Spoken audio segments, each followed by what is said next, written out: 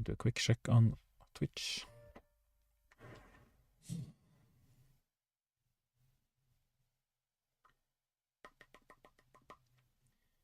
All right. Seems to be working. Quick check on Twitch.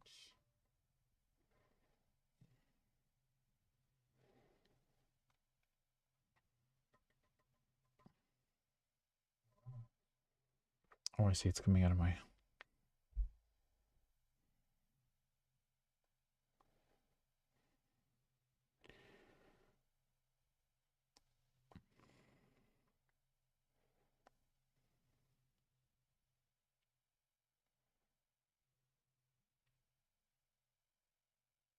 What?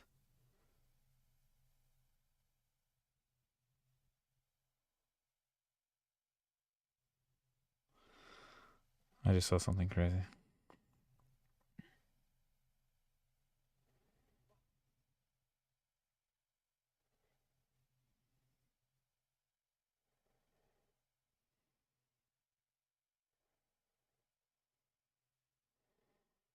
The Jim Carrey thing. Anyway, I get distracted so easily. All right, streaming.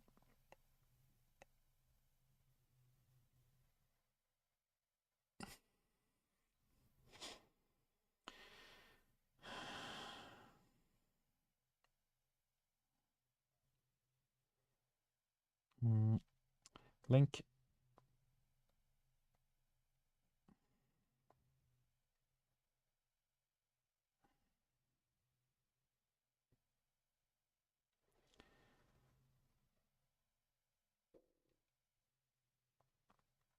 There we go.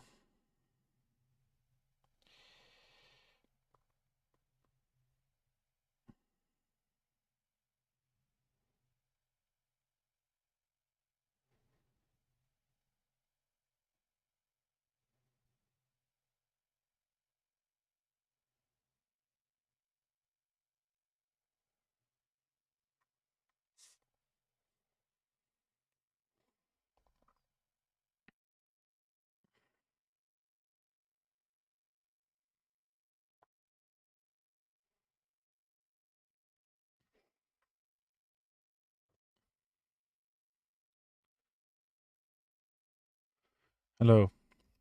If you're watching, feel free to say hello. I do like a good greeting as much as the next guy. I'm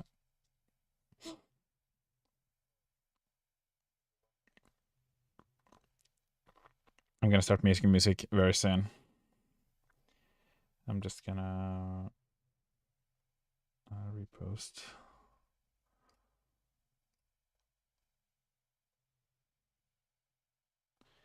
Repost my story to my own story. There we go. Yeah, that's good. LG, maybe I should say that I'm streaming on. Well, I mean, I kind of already did. Right. Okay. So let's make some music. I'm gonna make some music for Curse of Strahd today.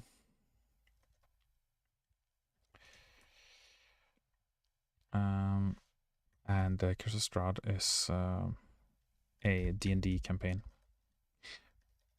I don't actually know who's watching right now, so I don't know if you know.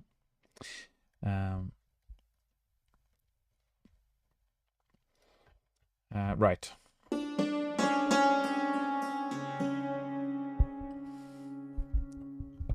It's actually in the way. That's better. I actually have like not a very good place for my microphone because I need to like see the screen and have it close enough. Right. I'm gonna just do like a slow tempo for this one. I want this piece to be like a sort of an ambient, kind of like you're investigating something, you're talking to people, you're kind of getting a little bit of exposition, you know, poking around. It's kind of like it's supposed to be like an investigative kind of piece, I guess. And I'm gonna try and do this without getting locked into like a drum groove or a percussion groove or something like that, which is always like my I always tend to kind of get a little bit stuck in. If you start playing a groove, it's very hard to get out of it, because then you kind of set an intensity that you now become kind of beholden to. And once you take it away, then suddenly it feels very empty. Ooh, hello, Maple.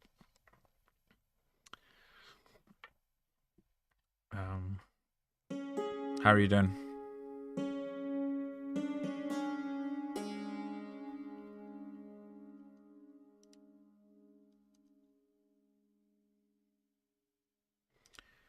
I'm gonna start with like a moody pad, I'm thinking. I'm gonna go in here and I'm actually gonna use one of the new libraries that I've got recently. Can I try and use this as an opportunity to explore some of the libraries I haven't used? Because I tend to buy things and like not use it as much as I should. Because I'm like, oh, I need that, and then I get it, and then it's like, yeah, I have it, and then I just keep using the things that I know because I need to work really quickly.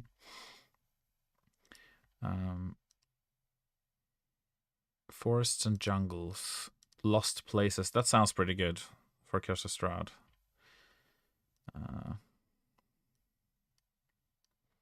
That sounds pretty good for Curse of Strahd. Good. Getting ready for my exchange to China. Ooh, nice. Recently decided I'll be applying for the show Survivor. What? You've been planning your script for that?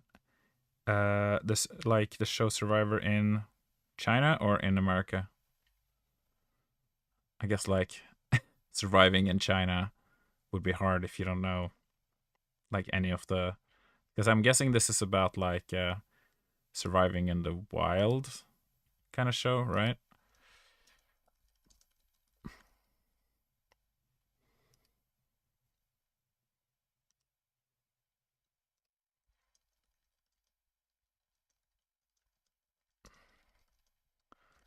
In the States.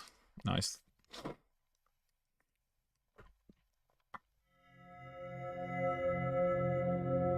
So what happens when you do that? Like, what is it like they drop you off in an island with like 30 other people, and you have to like figure out how to survive or get off or something like that? Is that how it goes? It's like a reality show.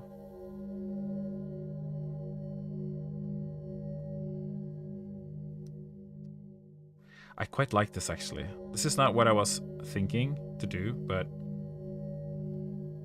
it has a very like kind of like introspective quality to it that I think could work quite well for D&D and like talking exposition, kind of getting you like immersed into the.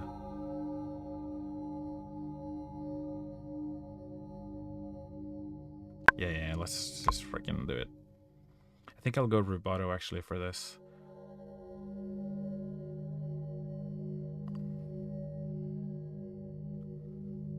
I'll try to. This is the kind of music that I want to just try and get as much as I can for free. Just relying on pads and then sprinkle in some detailing.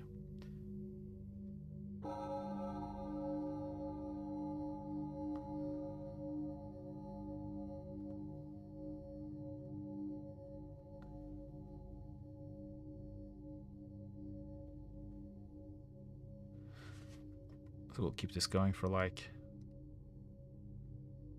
a minute.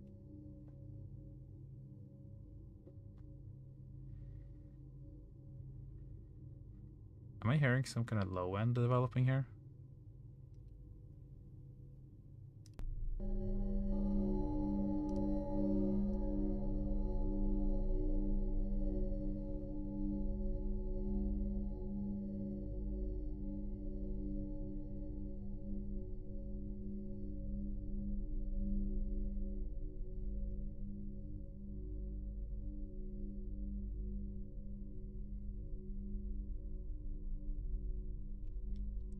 This piece could be like 10 minutes long, I feel. Not just this, but like...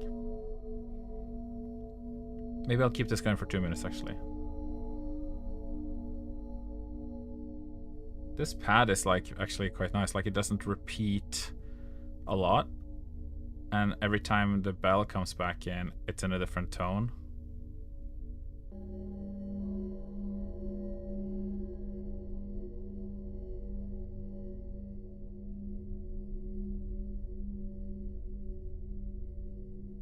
I'm literally just holding one note. Okay, we let go. We've let go of the note. Okay, we played one really long note. What I'm gonna do, I'm gonna just bounce in place, because otherwise I don't know where in the note I am.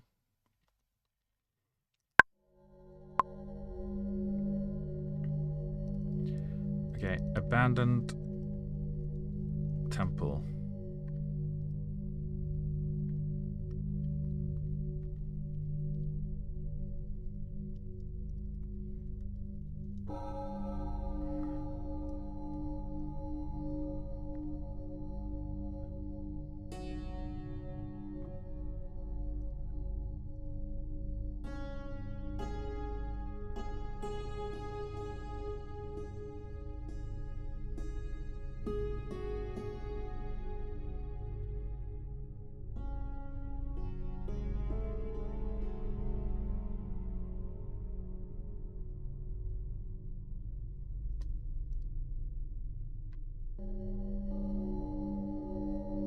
So I'm thinking, sprinkle in some little strings,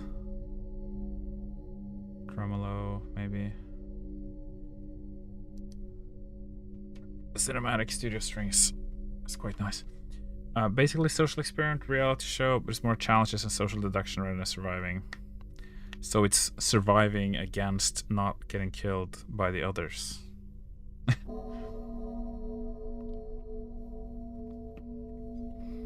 Is it like I think I've seen something like that.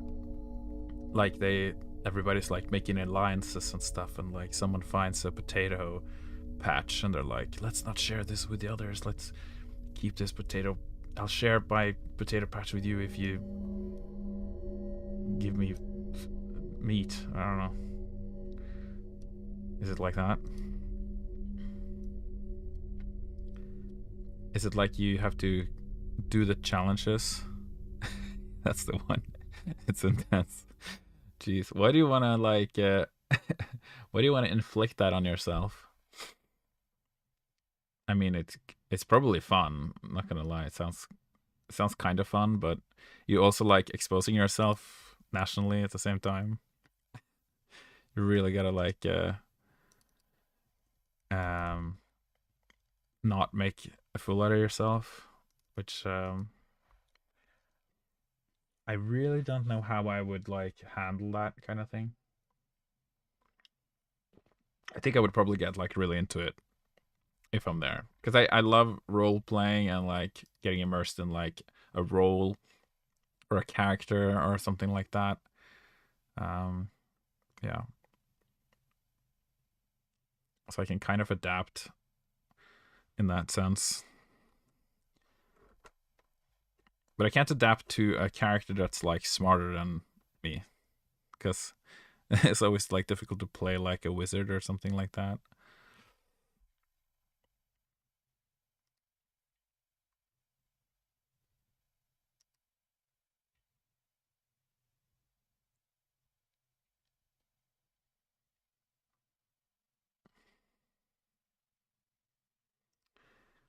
All right.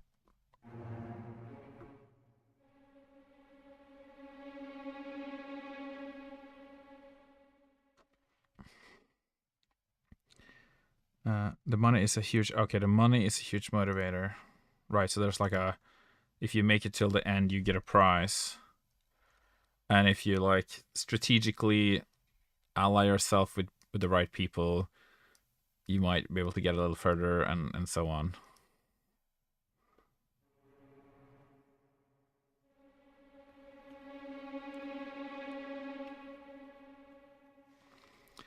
I'm watching the show since you were a kid, so I thought, yeah, why not? But you're in Canada, right? So, but it would be in the States. This show.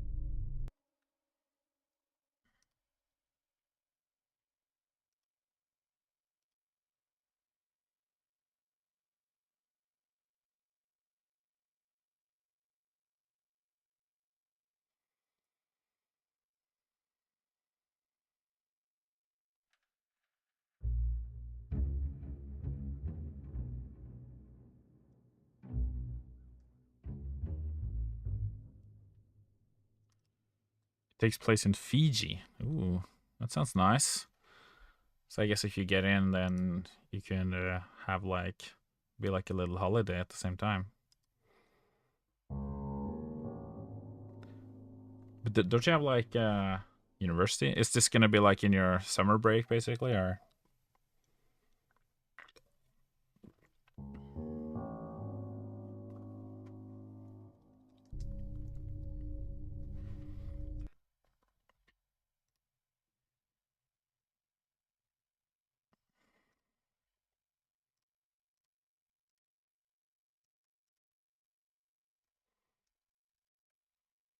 A nice island getaway while eating lizards to avoid starvation. Yeah, sounds just like the dream getaway.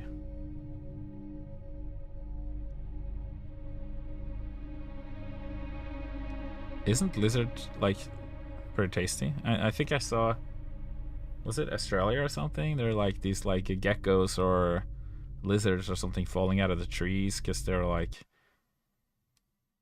they couldn't handle the drought, or I don't know. No, it was like too cold. I think it was so cold that they like froze up and then they fall out of the trees and people like pick them up and they like eat them because they're so delicious.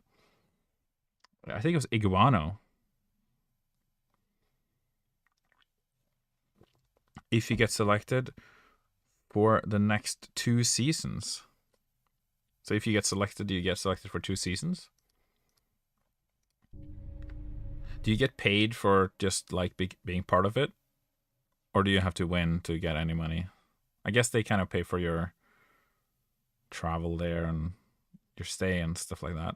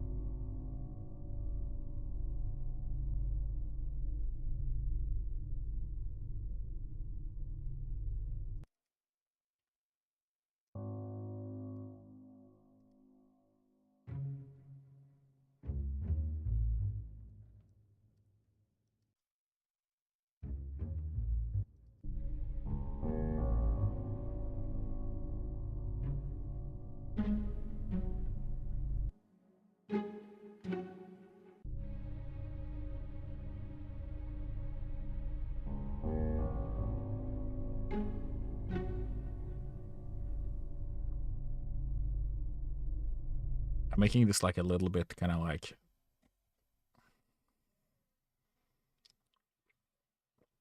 maybe this one's like a little bit less serious. The moment you put in the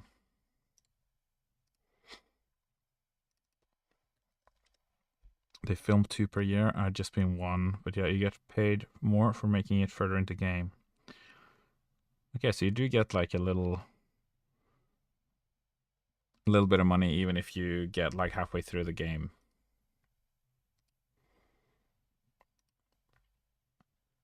That's nice. Maybe I'll see what I can find here in Omnisphere.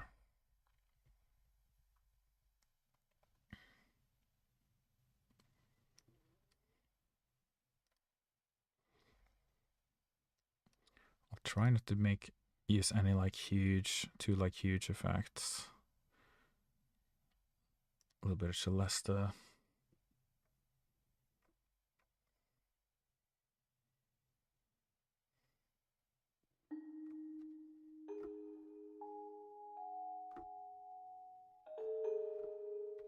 $1 million for the winner, 100K for the second.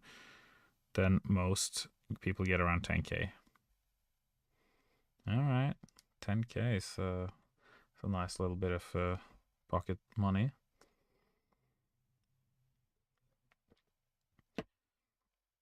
100K, that's a couple of years' wages for some, I guess. $1 million though, that's the money you want to get. That's like kind of my goal, actually, getting $1 million, because then I can buy a house. I'm only living in like a smallish apartment right now. I can't really afford anything else because Norway is kind of an expensive place. I actually thought maybe I should just move to Japan, sell this place, move to Japan, because my money would go a lot further there. Tax would be lower. Because if you want to get like a decent house in Norway, you basically need $1 million. If you want like a really like a modern, nice house with like a decent size, maybe like 4 bedrooms, or so you can have like 2 kids, you know.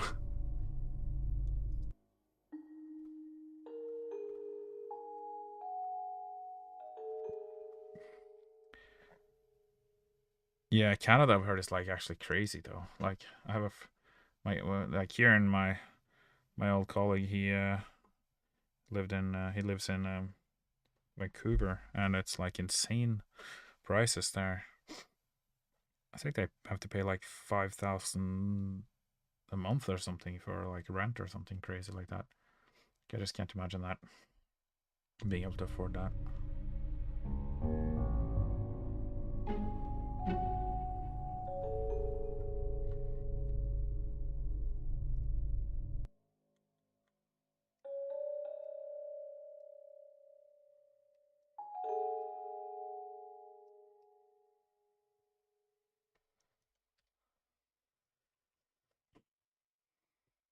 China, I've seen some pretty good things about China. I know like people say there's like a lot of restrictions and things like that on certain things, but it seems like a really safe and modern and clean country despite that. So I guess if you're a you know, reasonably wealthy middle class person or average earning person, maybe you would get like be well off there. And I mean the food is probably amazing. I've never been there. Well, actually, I've been to Hong Kong, like in transit once for like 11 hours. And I went into the city to eat some random food. I had like 3 different meals. It was I don't think I managed to like actually get the best food, but I had so little time. I didn't really have time to research. I just kind of walked into like the first thing that I saw, you know. But I think it's like people think that China is like so far away and it's like so foreign and so crazy, but literally everything that we have is made in China. So the things you have here, they will be making those things there, and they'll have obviously a lot more stuff.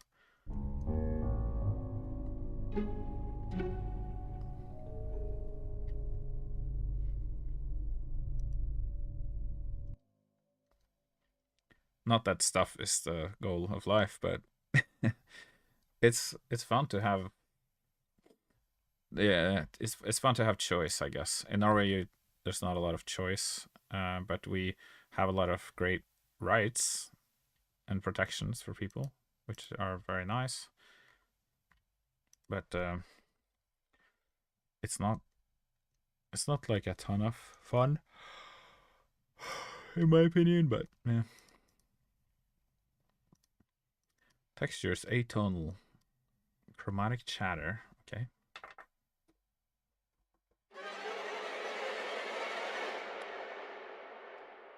Uh,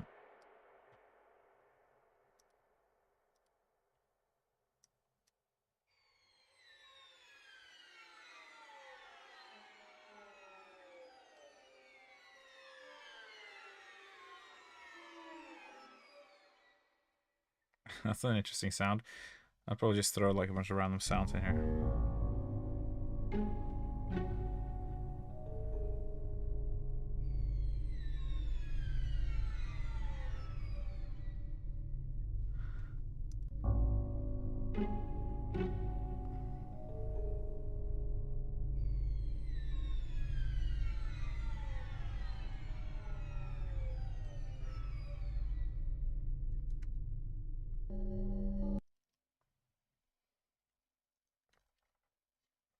$1,100 a month as a student, living in a single small room.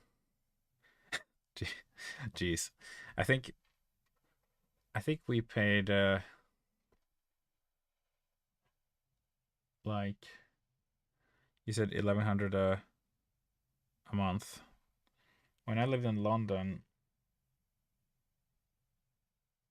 it was much cheaper than that. I think I really can't remember what we were paying, but it was definitely like a couple $100 maybe, or yeah, maybe $400 a month in that student flat. It was just a small room, but definitely wasn't 1,100. But times have changed a lot since 10, 10 years ago. It was longer than that, 15 years ago. Getting old. My young life will always be only 10 years away. I've hardly used this library at all. I bought this in random ricochet attacks. It's like when you're a composer, you just have to like go through all your sounds like this, and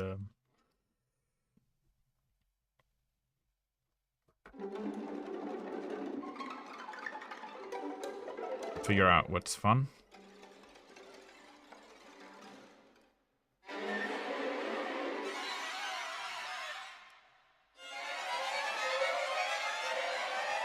Constant rising, let's go.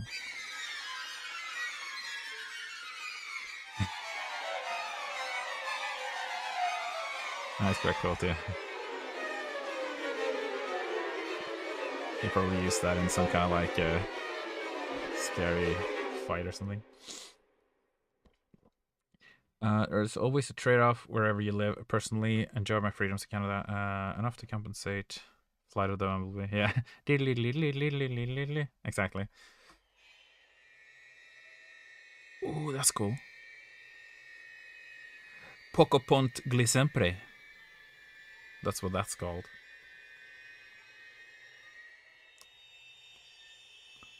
That's actually really good for this. Kind of like unsettling.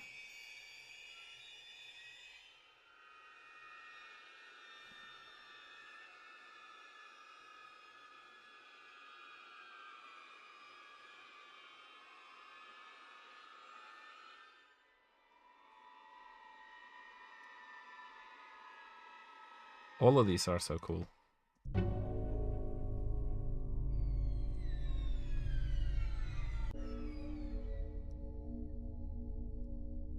Maybe when this kind of ends, I'll go into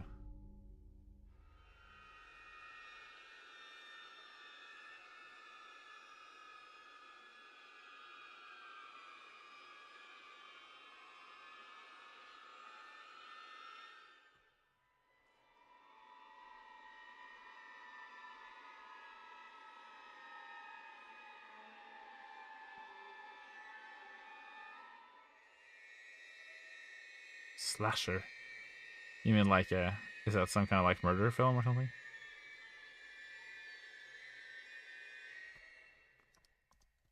I'll just do those. And then I'll do like Poco Pont Glisempre. I never heard that before. I'll do like some vibra phone in the background. Vibraphone.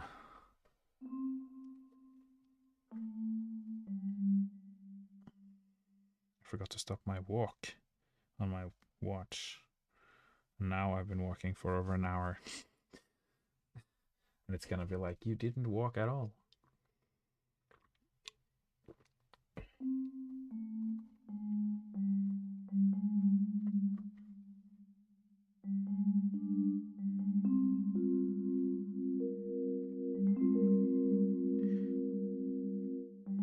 And then I can do some like jazzy.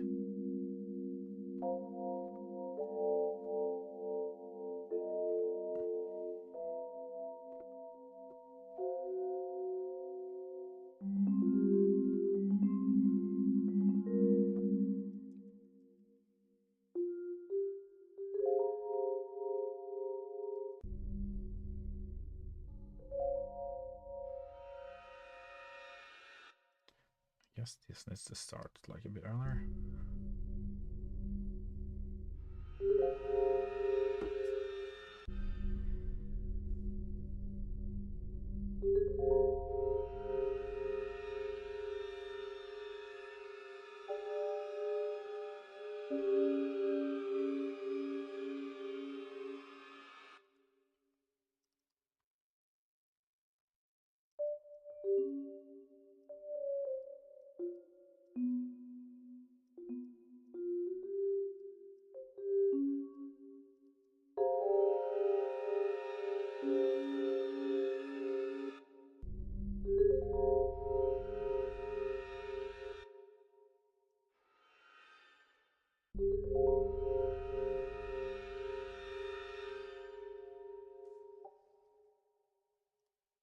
Well, it should be an octave up, maybe.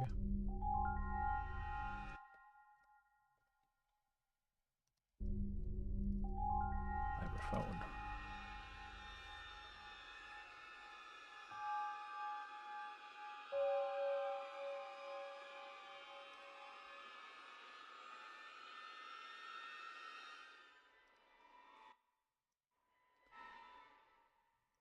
And gonna extend this a bit.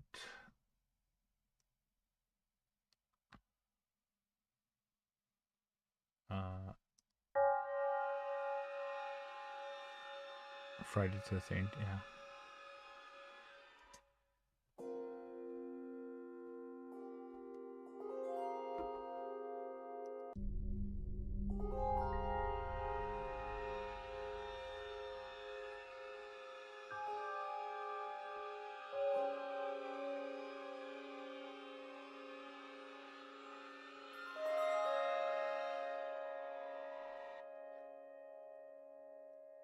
It's a little bit too reflective and positive.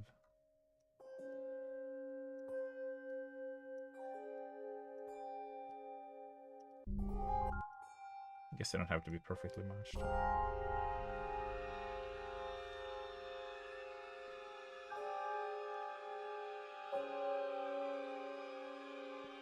Bring in some other bells. Bells are always kind of good. They're always kind of good. That's all I'm going to say. Organic space mallets. What's that? Something I will probably never use. Okay. Why did I even save that? Tuned bells. These are nice.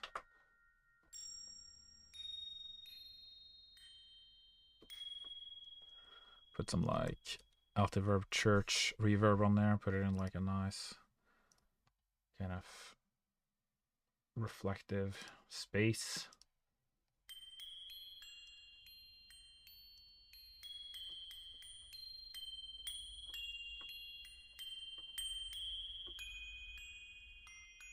Put it in the Notre Dame.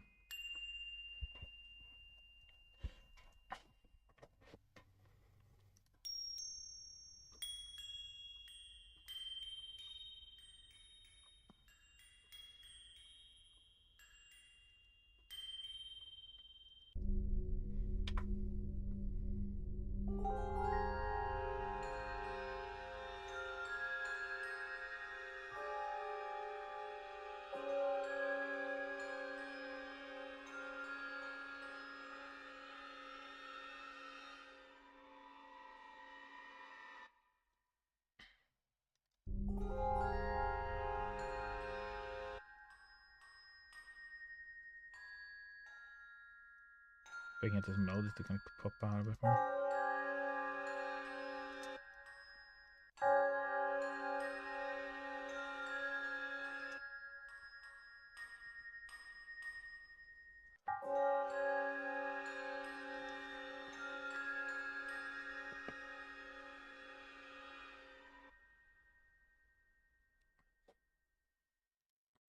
Maybe I'm getting too much in the weeds now. I'm not doing what I said I was gonna do, which was make really simple music with pads.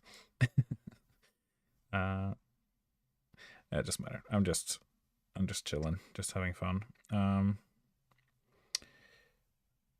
gonna do some brass. soft horns. I find that putting a few sounds in a track just slightly off the beat actually tends to help make things more unsettling. Yeah, yeah.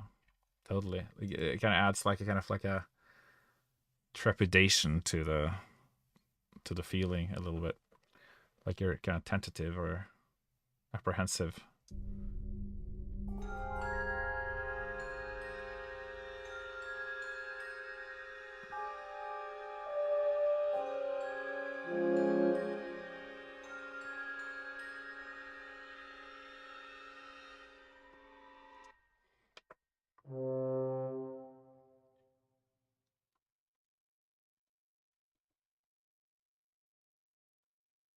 Get that room over there. Oh yeah, I'll take the room that the tune bells are in.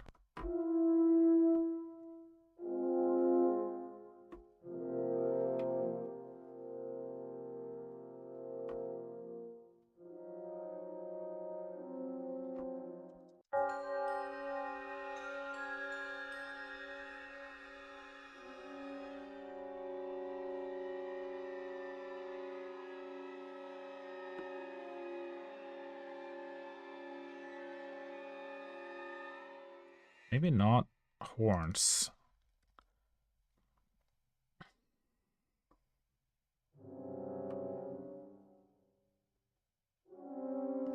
Good way to invoke the feeling of something being wrong. Yeah, totally.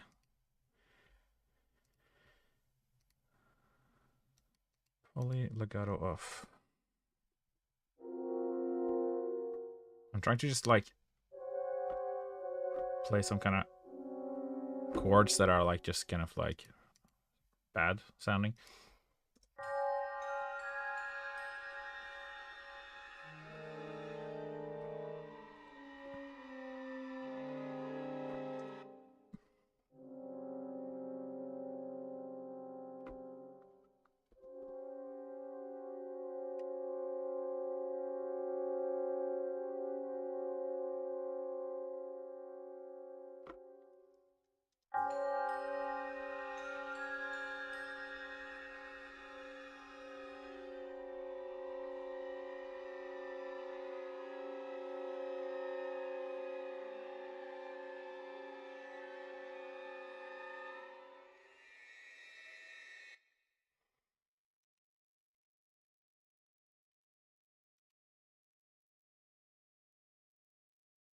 Create some kind of like orchestral textures that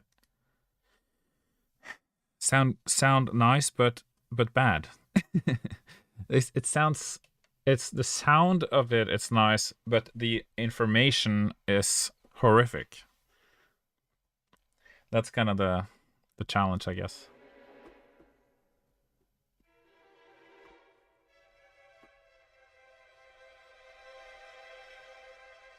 So it's completely atonal, but it's like soothing. It's kind of like, I feel like that's the vampiric kind of nature, isn't it? It's trying to charm you, but it's evil. It's like, it's nice, but it's evil. Like an off kilter Neptune. Oh yeah, it's been so long I listened to Neptune I can't remember, but I guess it was, I guess it was a bit like that, kind of like weird atonal sounding chords.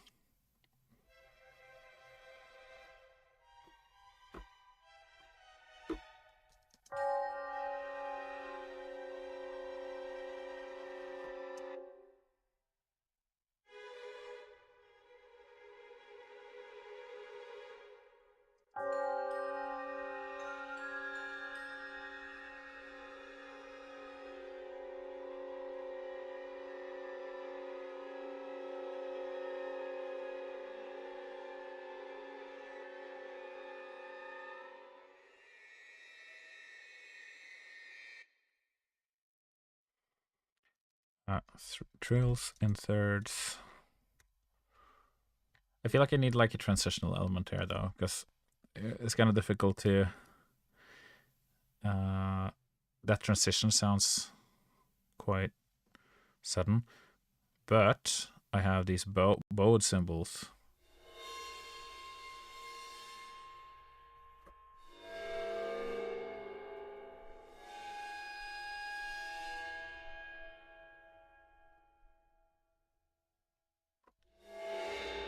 can try and find one that isn't like completely like awful.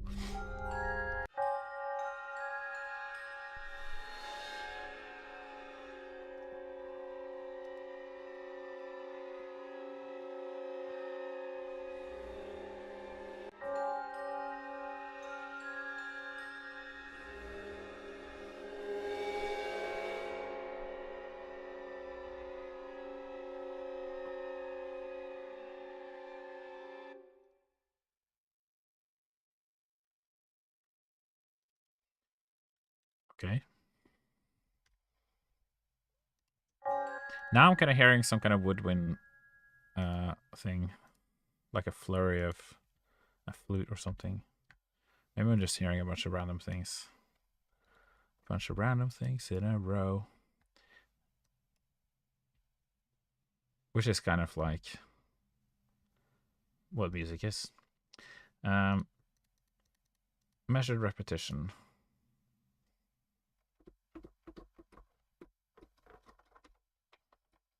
Why do I not have sound? Measured repetition. No?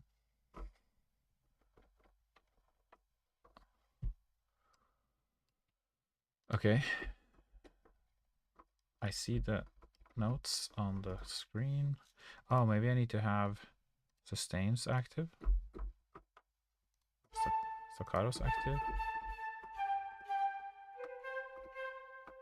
Oh yeah, I needed to have staccatos active to use measured repetition. Okay.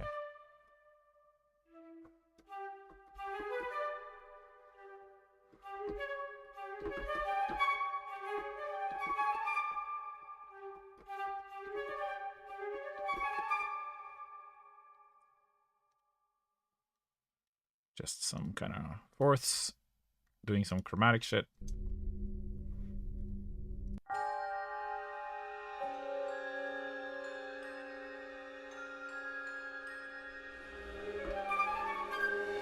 Well, that was not as good as what I just did.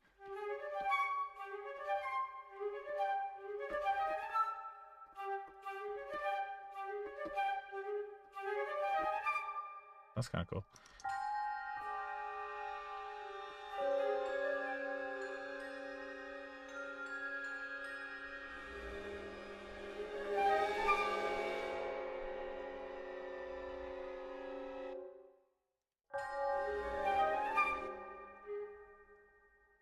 Then we'll kind of move it a bit back in the space. Altiverb will help with that as well. Altiverb helps with everything. I really like the King's College Chapel one. It has a very like spacey space sound.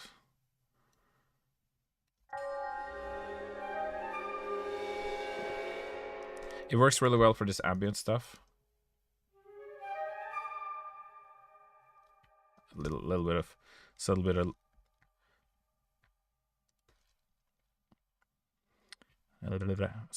delay. That's what I was gonna say. Delay, I was gonna say. Triangle. I'll put a triangle on the top to accentuate the top.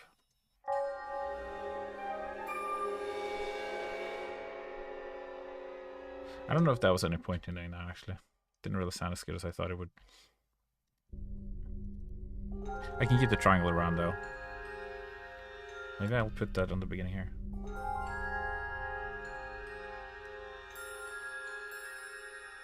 A bit more.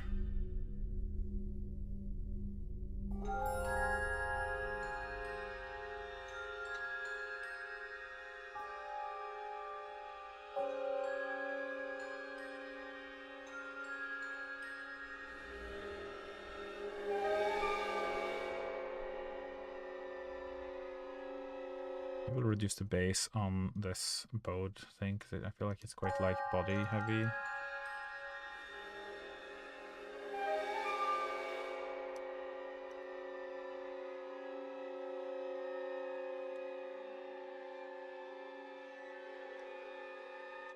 Oh yeah.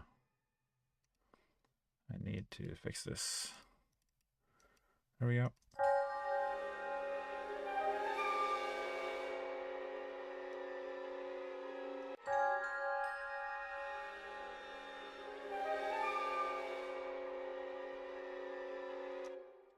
I'll put that a bit earlier.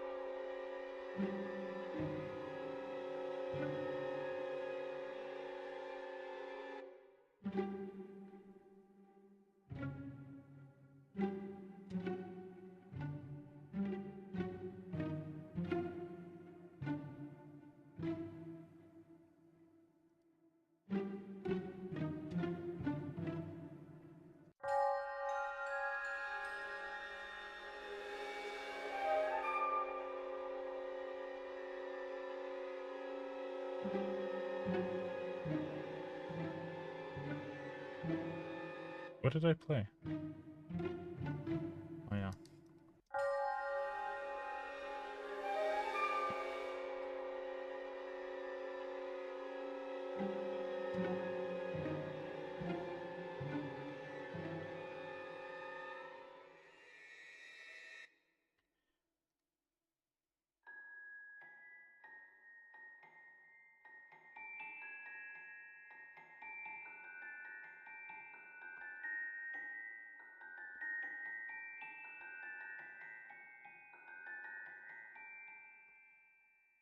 Create something creepy.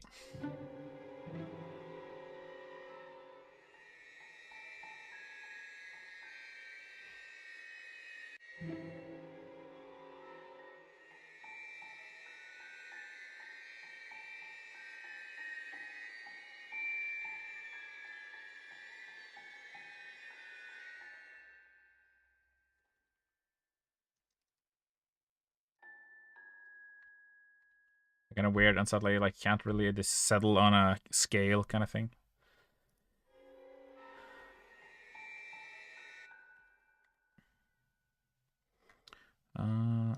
Is what I was going for. We'll do get my trusty gong slide out.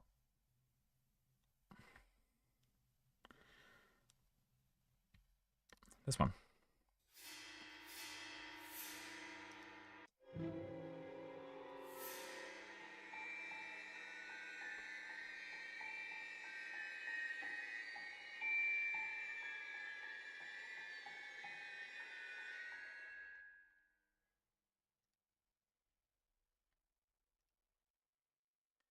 Then we'll do some low woodwinds.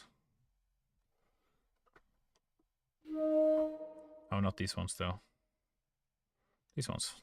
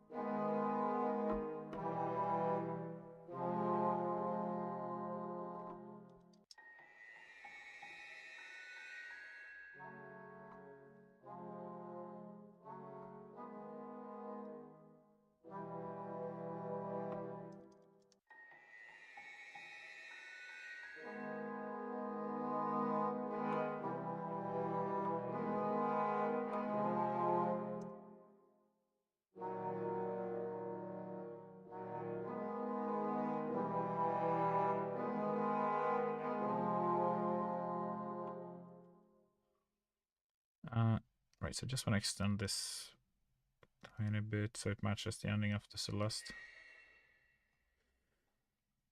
Where do those woodwinds go? Here? Here? No. Here? Oh, here. Okay. Woodwinds low. Try and do like a cool kind of woodwind thing here.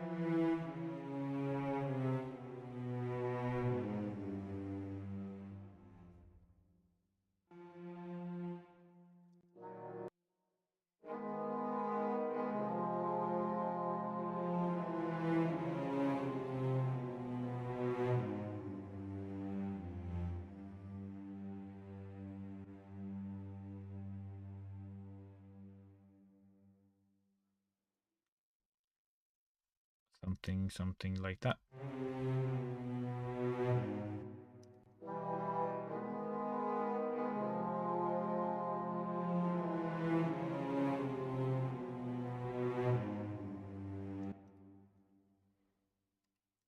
Get some harp up in here. Always good to have some harp.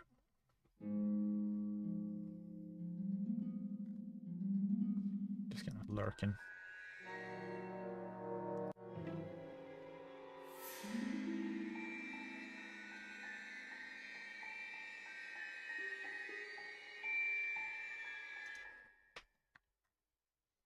I feel like this section needs something else. Like a third element. Maybe like a low element, like a sul ponticello cello trem. I knew that's what you were thinking. A sul ponticello cello trem. You're all thinking it.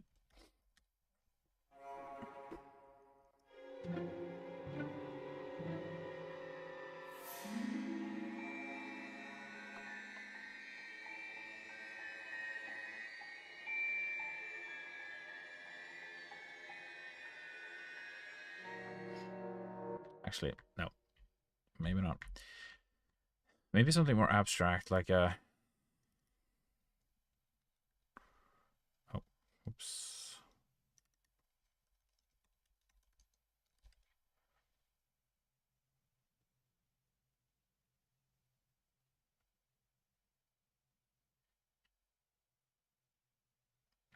Maybe I could use the trills again. These ones.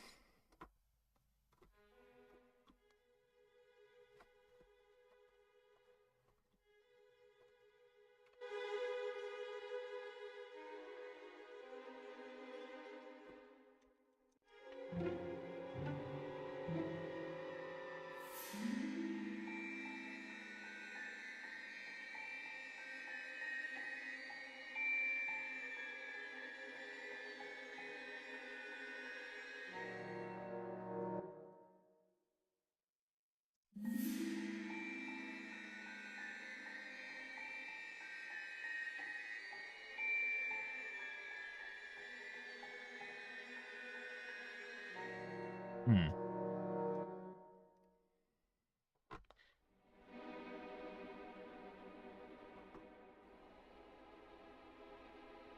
I feel like if I establish like a harmonic tonality here, then we'll see. It might like ruin the...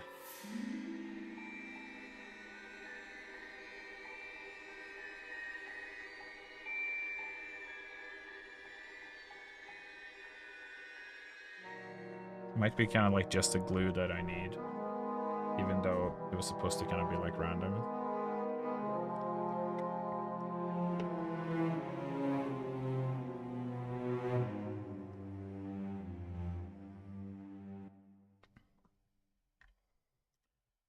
Okay, maybe we can go back to the pads now.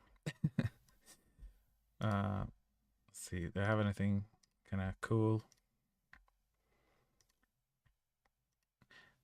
The thing is, like, if I'm gonna write a whole piece in 2 hours using full orchestration with like new sounds I haven't like tried before, it's just not possible. Because like if I can use shortcuts all the way, then it's easy. But my issue is that I get kind of like pulled into trying to do new things all the time. It's just like my problem. It's like I'm just too innovative. I always try to innovate. It's like if someone asks me my weak point, I'll say it's I'm too innovative.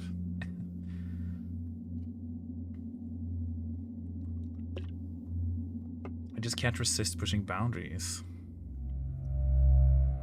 Like me in my next job interview.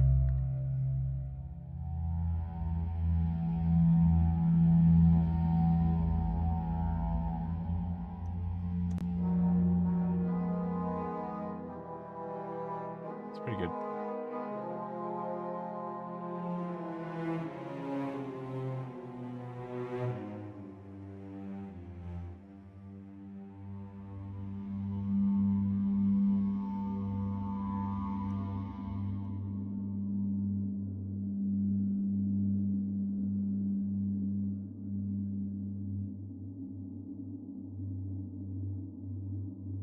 Segueing into a blowing wind pad.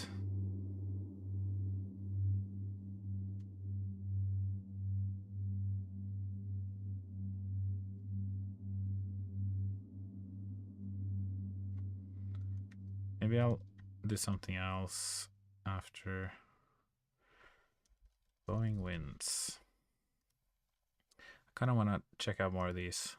I think Forest Kingdom is like the biggest library in this, like from this provider. So Lost Places. Let's try one more of those. Bottomless Pit.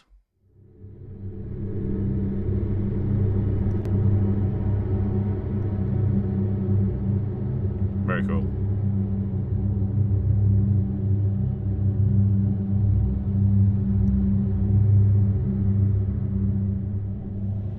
Like a super ambient long piece with like one random like orchestral part in the middle.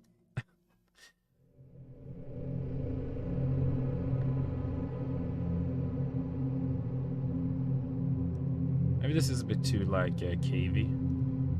I mean, it is called Bottomless Pit, but it's cave entrance, distant horizons. Let's try this. Nah, it's a bit too.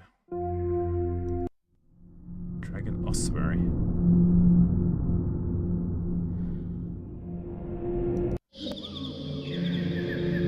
Entrance to the Lost Temple.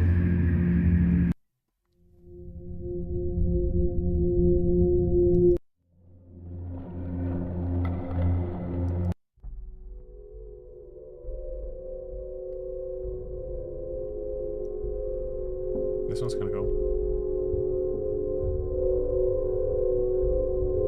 Very resonant though.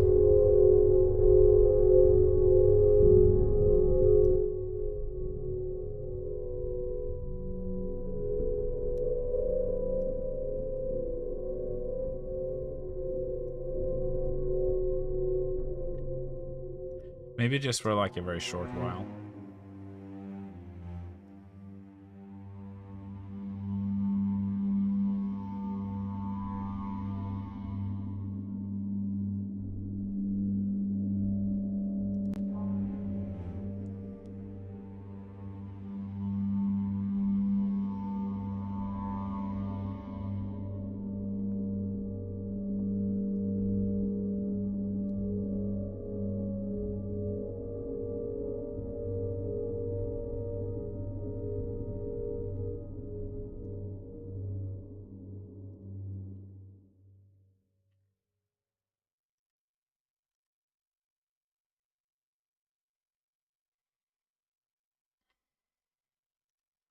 Maybe some high woodwinds.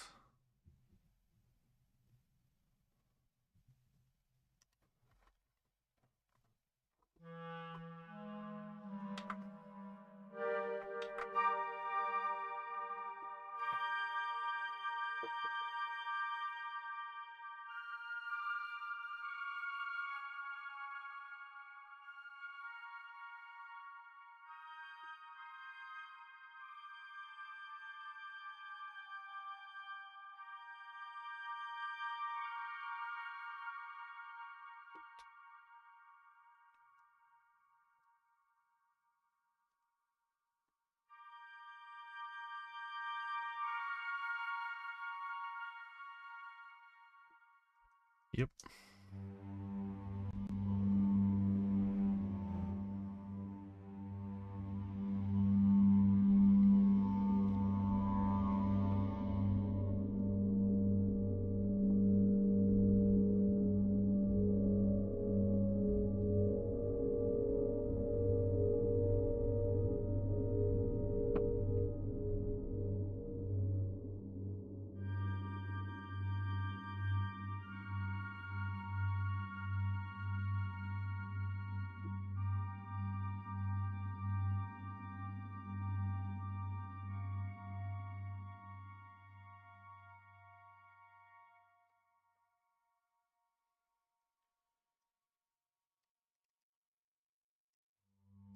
Right. We need to kind of go back to this bit because I didn't like fill out this part.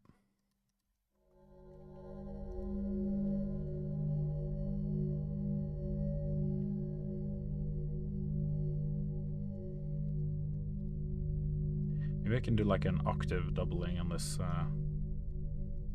dulcimer.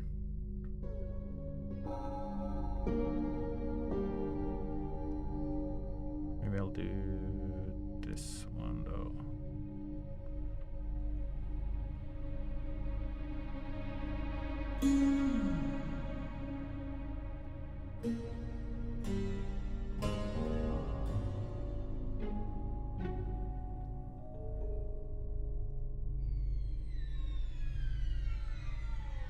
By the way, did you guys see Jim Carrey, you know, when he like received his like prize and he like looked like he'd gotten like plastic surgery? And it looked really weird and it was like it didn't look like him anymore. Did you guys see that? And he spoke French and it was like everybody was like, oh, not you too, like, oh, he's got plastic surgery and stuff.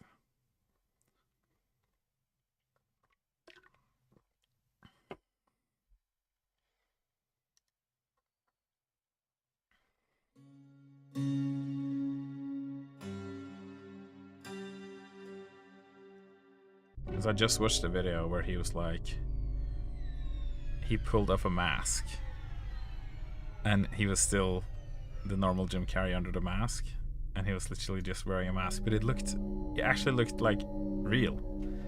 It was like really impressive prosthetics. Like the hair was like off and everything was like weird, and people just thought he had gotten plastic surgery, and everybody was like completely fooled. And I thought so too. I was like, well, maybe he's like had a change of heart. Like, I mean, he's been through a lot, and you know, maybe he's just now it's coming back to the movie world, and he wants to, you know, look good or whatever, and he wants to like do like all the other movie stars do. So I was just feeling like a little disappointed, like, okay. I mean, he didn't need that, but I guess if he really wants to do that, then well. But then it was like a prank. It was like a gag.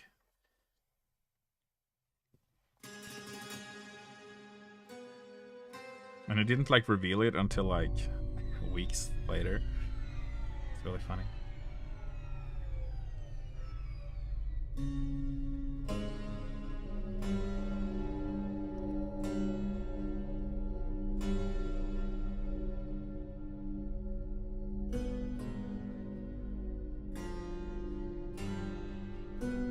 Has anyone played Baldur's Gate 3? You can just do like exactly the same as they do.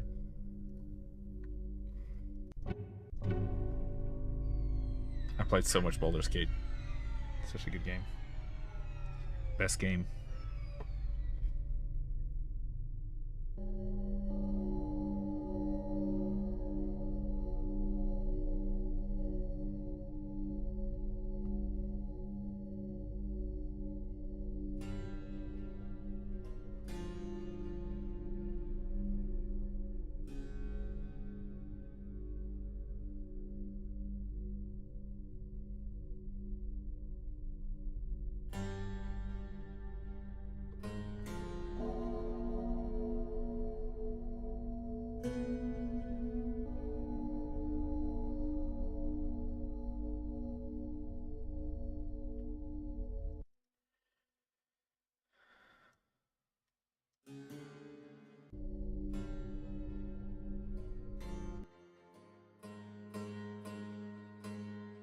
Tons of Baldur's Gate.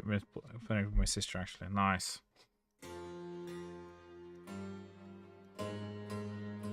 Yeah, I've been playing it with my wife. We're actually on my second playthrough right now.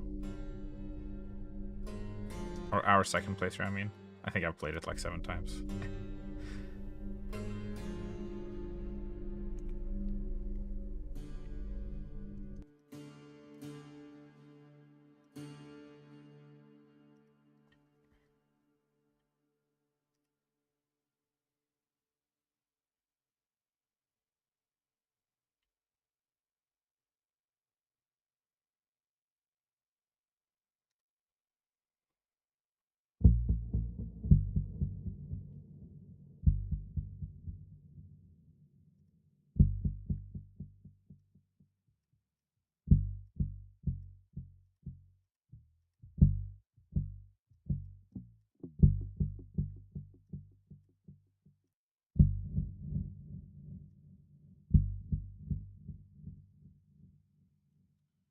Yeah, I must be on like almost 1,000 hours.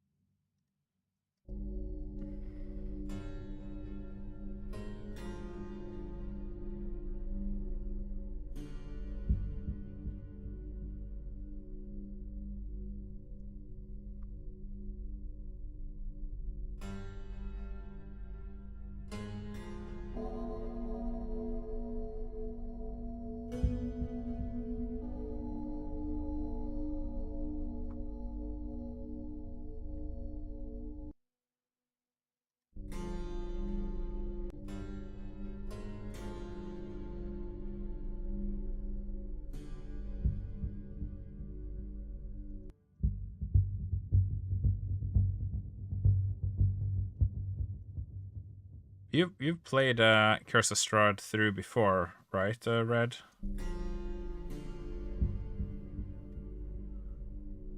Because you seem very familiar with that campaign.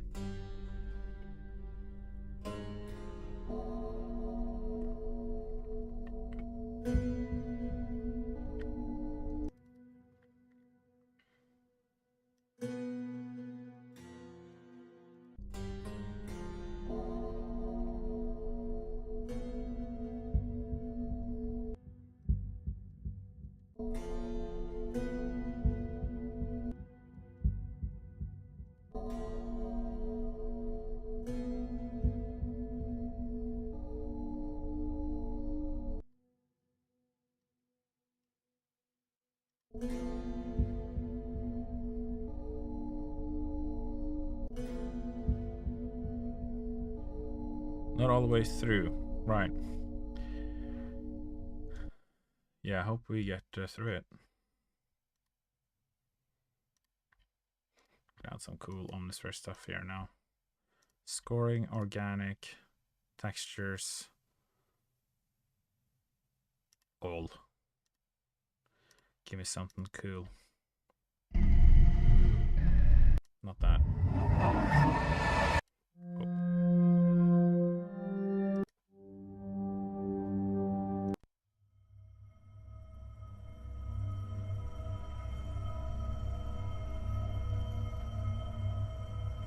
Sounds good.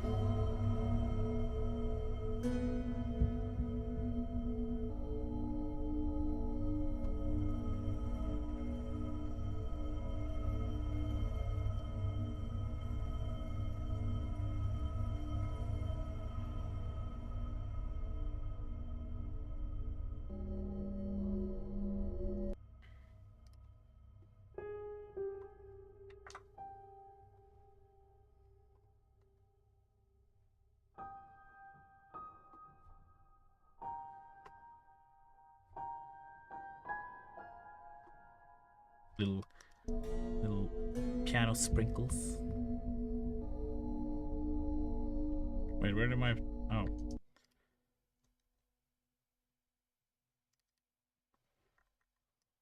My pad. Oh, well.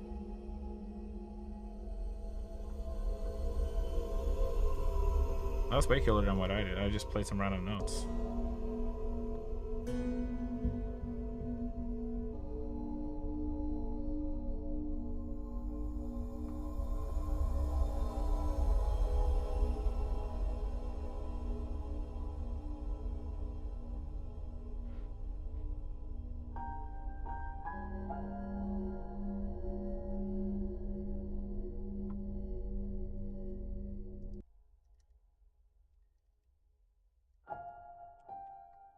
Sound like that.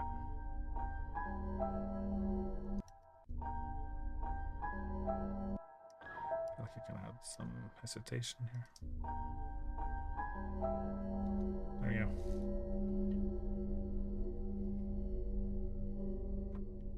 Play a really dark piano note.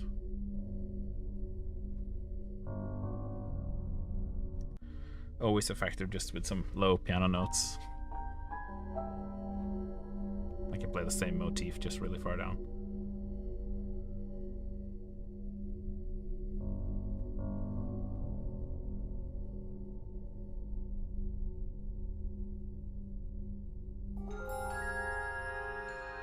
Perfect.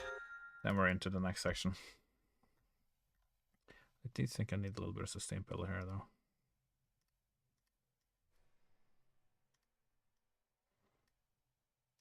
Like so. Yeah. Good.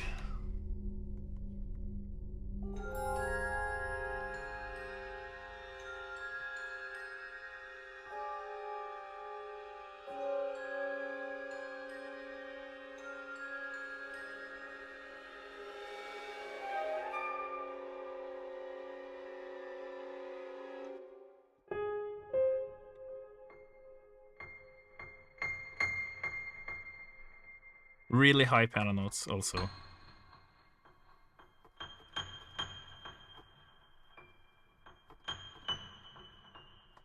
Very good.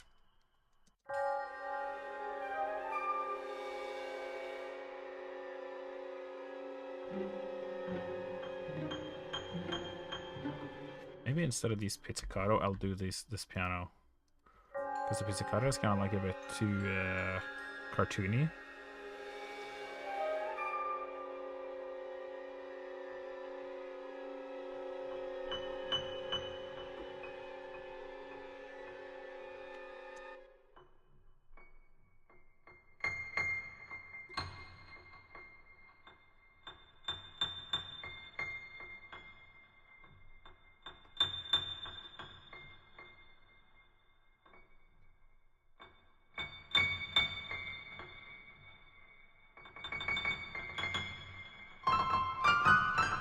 It's just like change the vibe completely.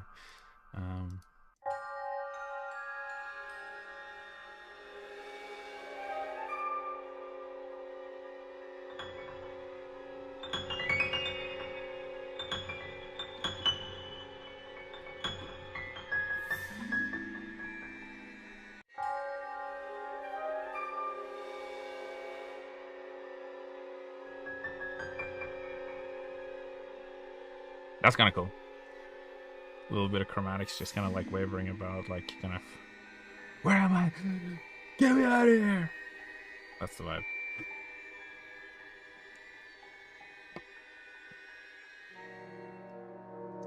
Because this kind of comes in a bit abruptly now. Maybe I'll let this fade a bit before I enter this next section here.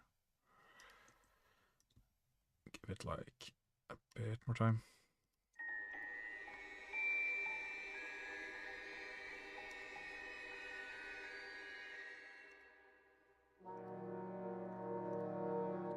Yeah, so this one. Just do some expression. Get a smoother fade. Let me out!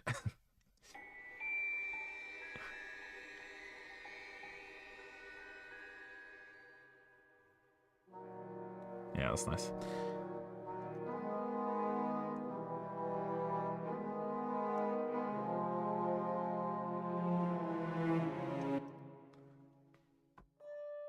These are handbells. Maybe I can do the vibraphone a little bit again here.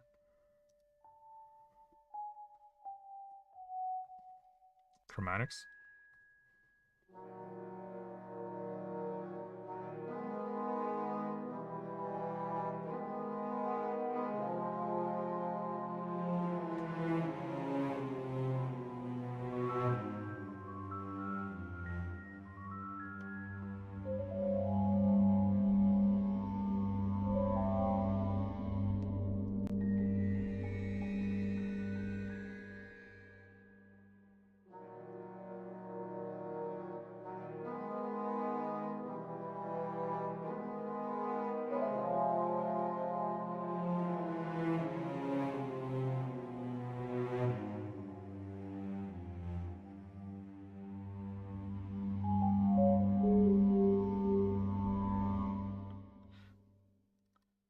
is actually a Japanese scale.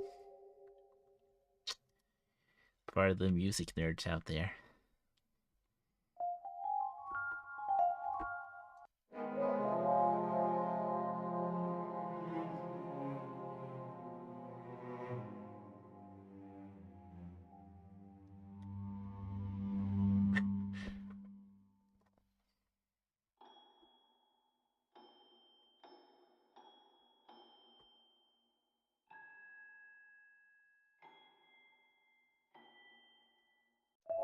You know, doing like minor sixths chromatically is like a classic trick that John Williams uses a lot.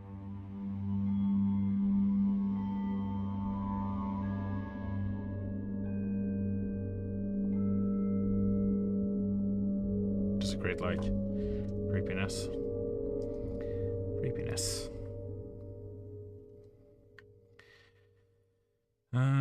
Also harmonics on the strings. Harmonic violin.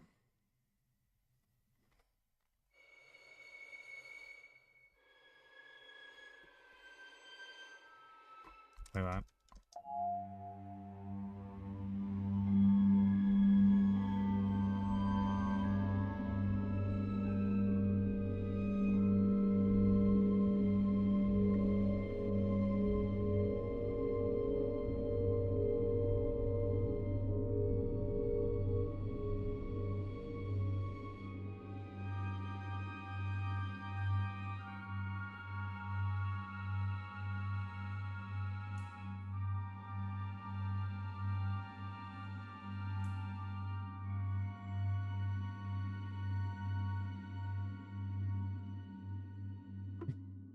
Hey, Adam. Just someone pooing in there. This is really cool. I just kind of like combined two chords on top of each other, and it kind of came out kind of interesting.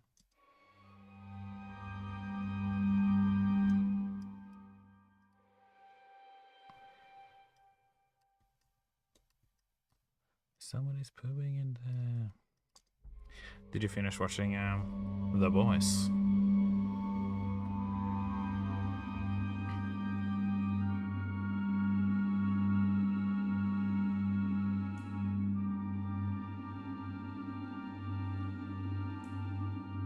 First two, I thought there was only one out.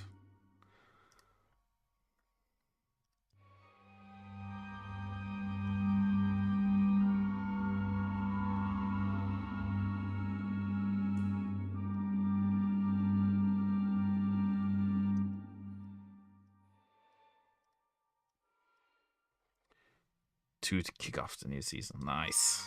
I'm excited. I've actually been finishing a show called Harry Holy on Netflix. It's a Norwegian crime investigation show based on a crime book. Very good. It's actually really well made. And it's a Netflix original, but it's a Norwegian production, I think. Yeah, it's incredible. Like the quality of it is just top level. I've never seen actually something that high quality in Norway. It's the soundtrack is made by Nick Cage, and I was about to say Warren Buffett, but that is not a composer. Warren Ellis? Yes. Warren Ellis, that's the one. Not Warren Buffett, the investor. But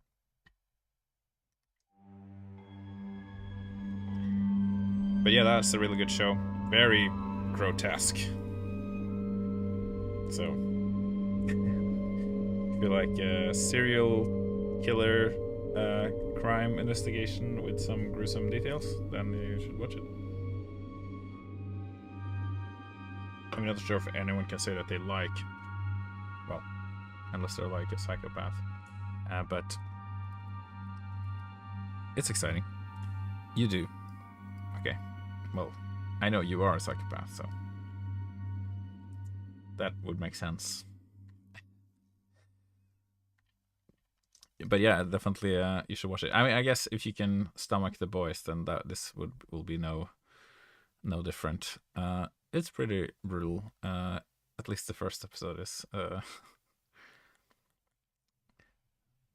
Well, oh god, there's like one thing that happens that was like I literally could not watch the screen. I had to look away. I'm not gonna say what it is, but I literally could not watch the screen. It was like, nope, I'm just gonna look away until this is over. It was like so horrible. I was like, that's not necessary for me to see that.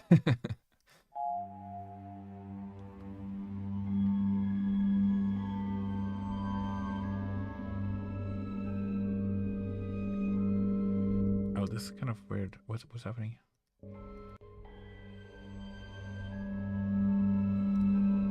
Oh yeah, there's like a weird astronaut here.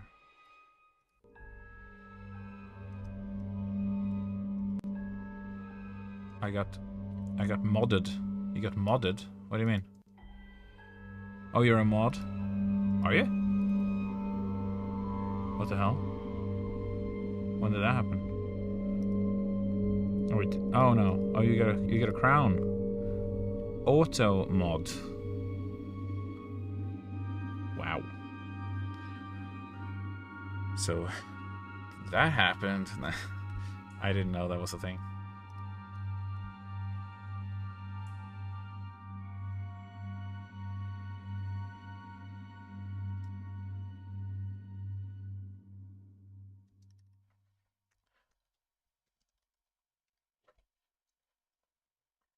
Mm.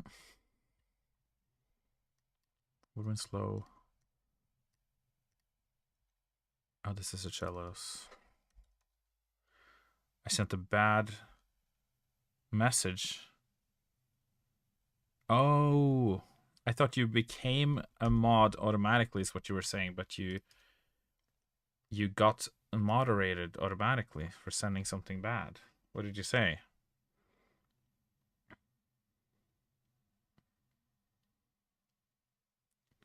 I like to eat bass or something.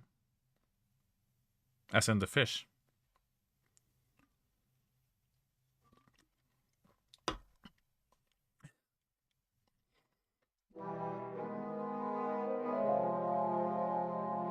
Said I don't like Norway. I don't like Norwegian people. Wait, did you say I don't like Norwegian people and that got modded? That'd be so funny. I guess that would be technically hate speech. I don't know. Because you're not allowed to say that you don't like anybody. You must like everyone. Literally, that was what you got moderated for. Interesting. Well, I suppose some countries take more offense than others. It really depends on the context. And I guess Twitch would just rather, instead of trying to understand the context, just remove it all.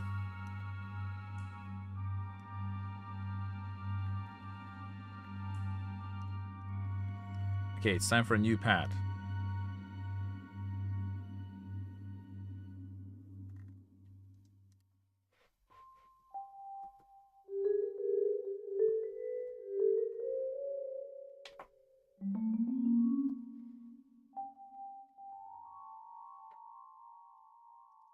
Just kidding, I'm gonna do this.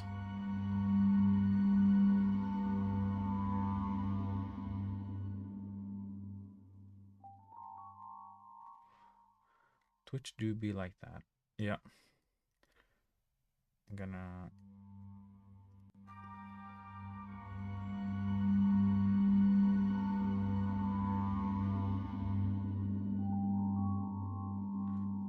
Red, can you see the Twitch chat? I'm not sure if I'm showing chat on... I'm showing the chat on the screen, right?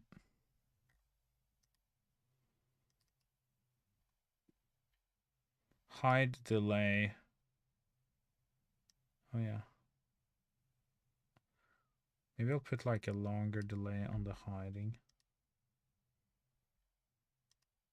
I am showing it.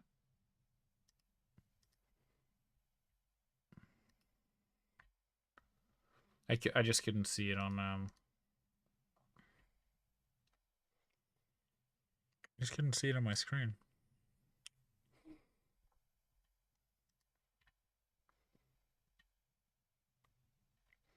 Cause I got a chat. Disable message animations. Show platform icons. Yes. Allow. Always show messages. Yep. Oh.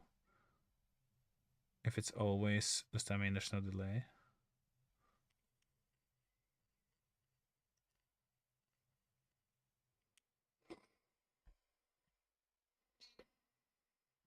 Try say something again.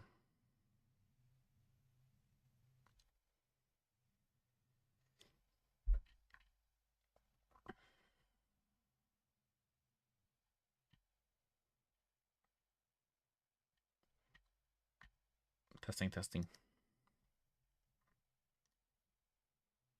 Oh yeah. Something again. Thank you. I put like a minute high delay on now, but now I also ticked always show, so I'm not sure if that means if it'll show the message.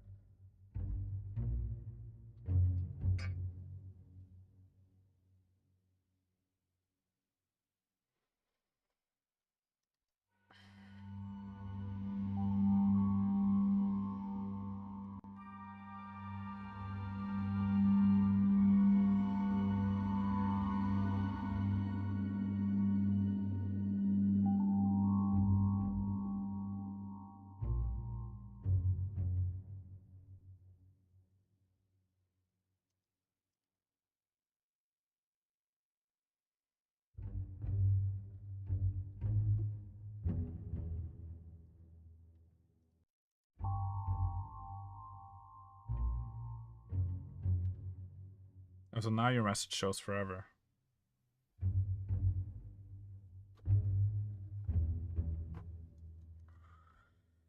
Right. Well, that's not what we want, is it?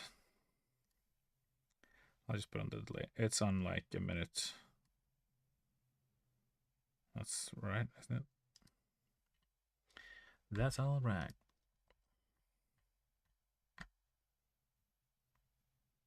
Oh. Oh, what was I gonna add again? Oh yeah, I remember. I'm gonna add a log drum.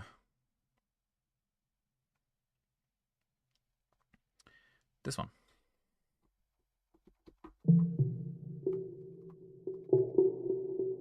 It's just a bit like kind of like. It's just a bit kind of like this.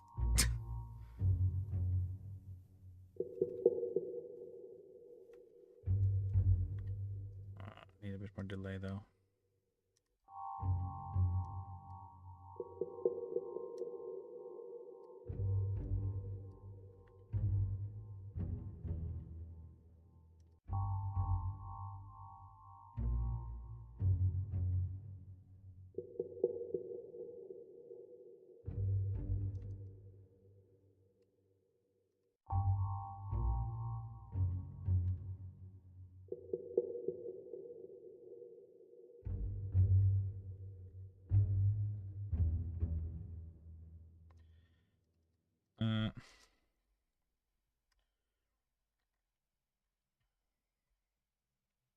Oh, I can use this one now.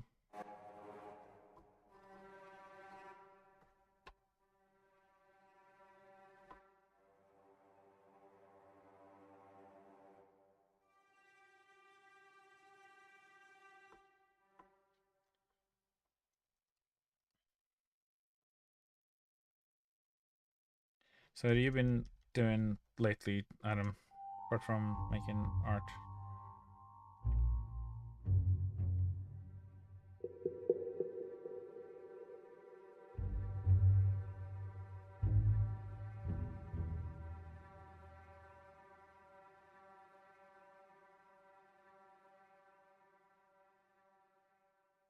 Literally, mainly that. All right.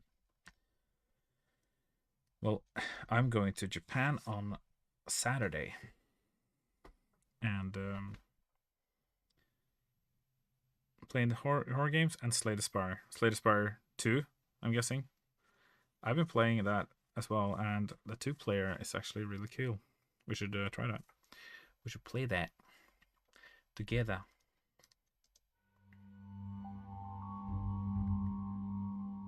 One. Excuse me? Oh, on Switch. Okay. Well, 2 is really good, and it's pretty much like 1, but a bit more extra stuff, and it's got multiplayer, which is really cool. And I think they kind of improved the. Oh yeah, you want to try before buying 2? It's like 2, but less. It's literally what it is. It's like 2 has all the same stuff, but more.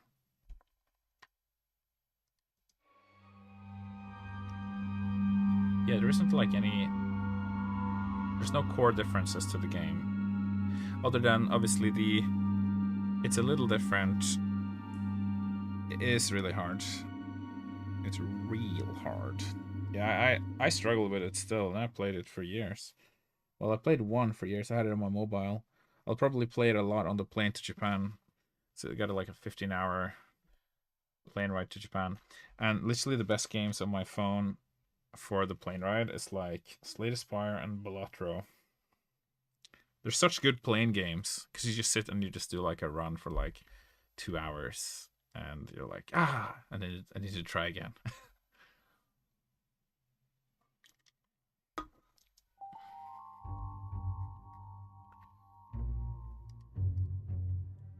Okay, we're finding another pad. What's the next pad on the list? From the highest mountain.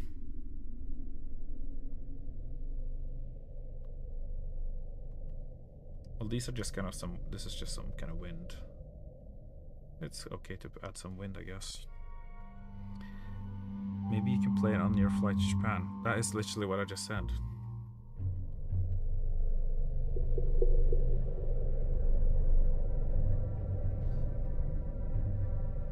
But yes. You only got to the boss on Act 3 so far. Oh, I see.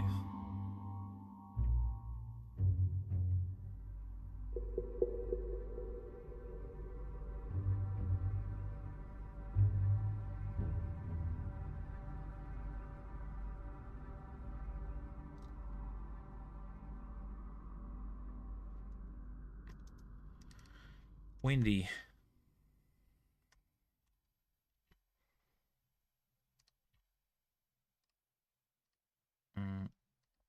Ice Cave. That doesn't sound right.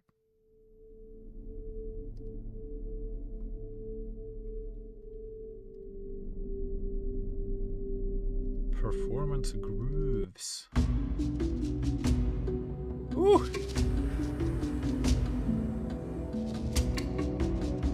I'm literally just pressing one button right now. I'm making music. Can this be called making music?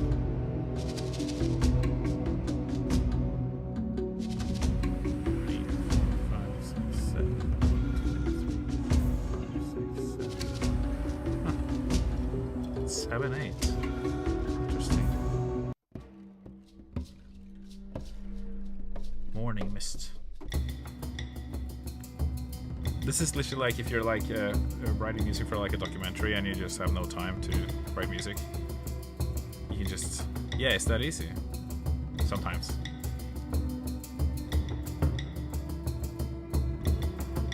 But this can work as like a base for like a cue you want to do for like some like lions or some like monkeys in the jungle or something, and you just put this down as like a base, and then you add some like little things on top, and then it's like now you made it yours.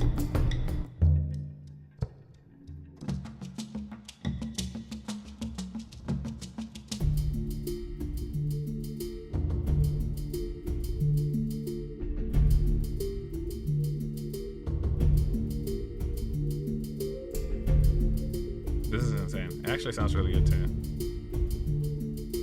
just digging these like grooves. Stop. A long travel.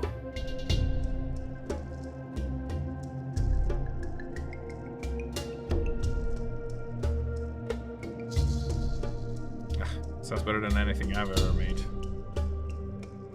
Ah, damn you, Eduardo Torrelonte.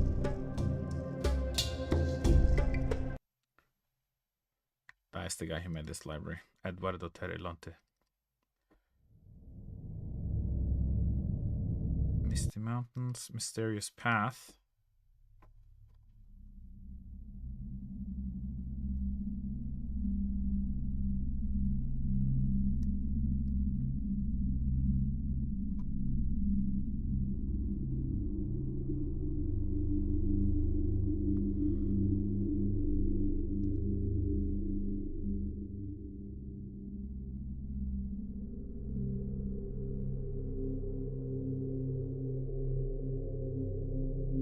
Yeah, maybe I can put some of that. Kind of works just like a neutral kind of sounding bass.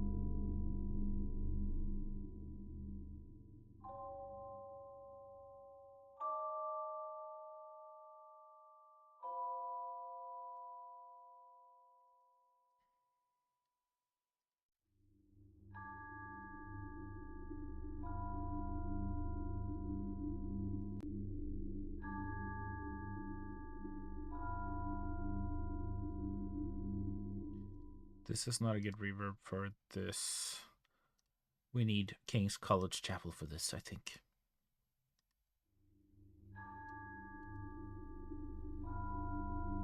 That was my best British accent, by the way.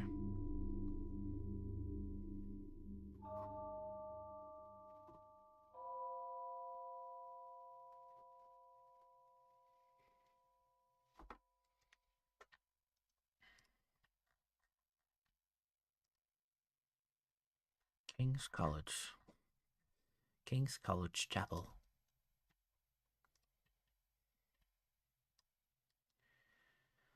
Please mind the gap between the plane and the platform. That's racism. Remember, if you see anything suspicious, please do not hesitate to contact transport staff.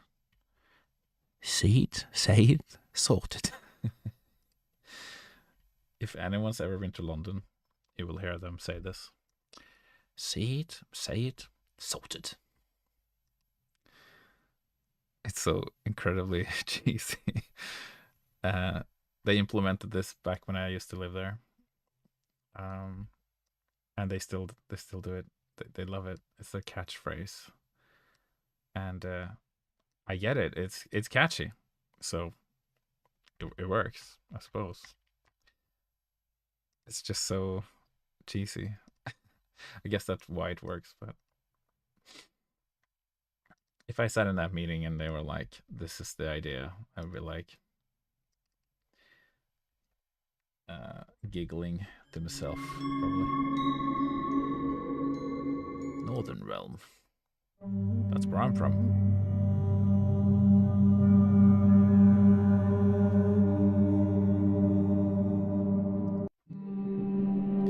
Plains of Solitude.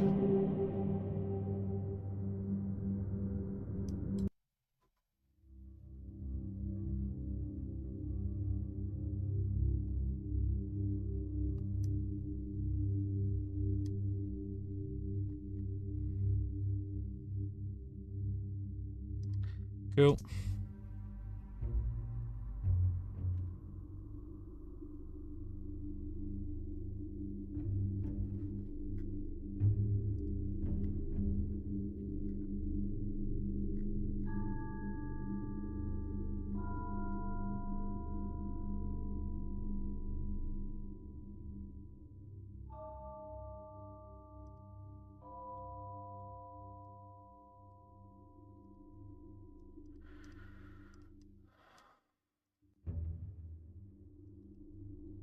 Secret stones. Give me the stone. That's my best Voldemort version from Harry Potter 1.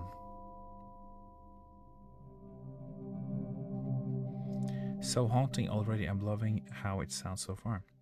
Thank you. Maybe you want to hear the whole thing, because I've been kind of grinding on this like last thing. It's always good to go back and kind of look at how far we've come.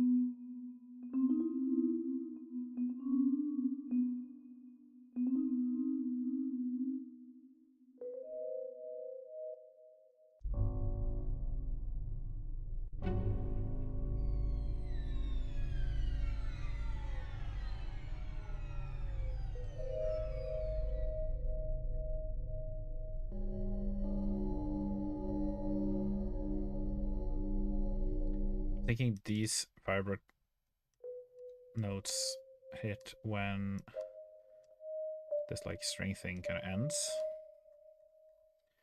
because I think it needs like a bit of like a tail, like a bit of a ribbon.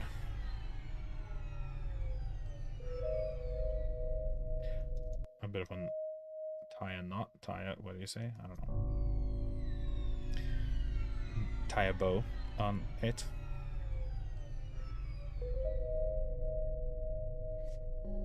Maybe that's where I do my triangle with like on the finale.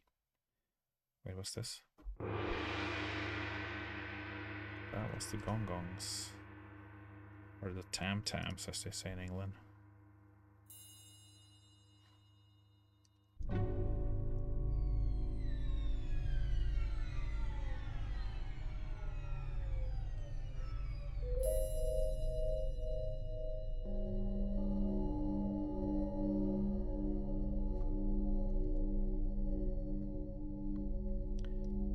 I think we can afford a bit more Omnisphere in our life. I've hardly used it.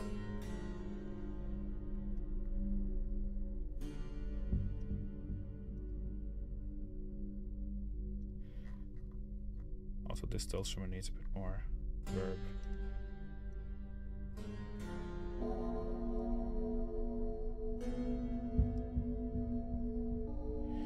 Maybe I need a bus with some shimmer on it.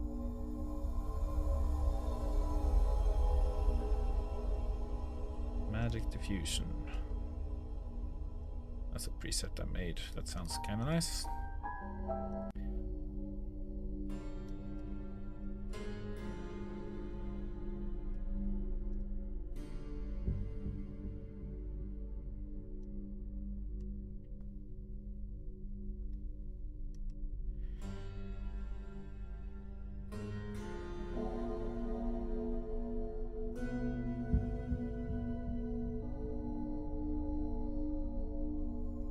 But actually thinking basic sheen. How does that sound like?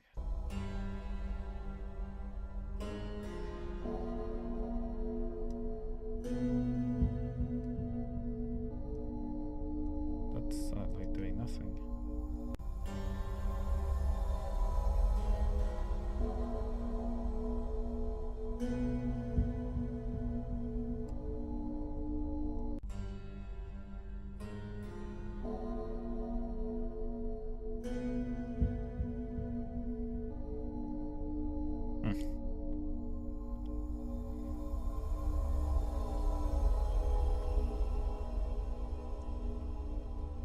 Right, we're gonna find some more cool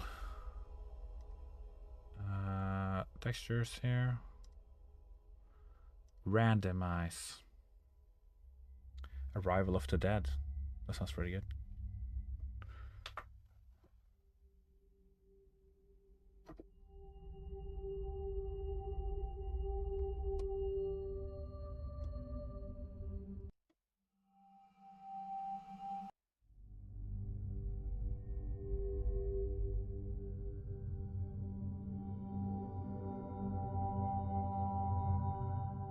Well, this is just kind of like a cool pad in general.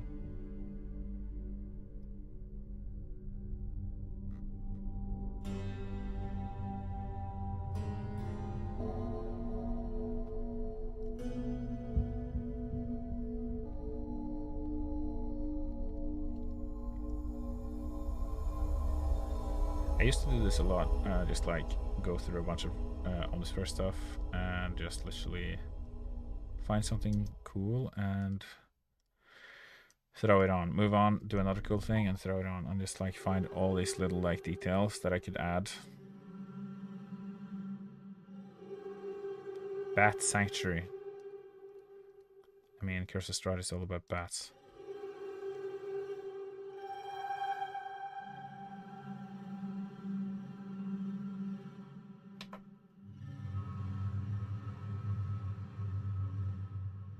Sounds pretty cool, like quite far down. Could like delay it a bit.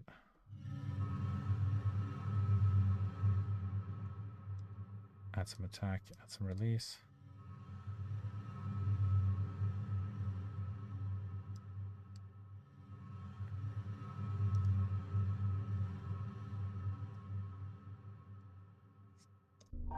Maybe we can add that somewhere.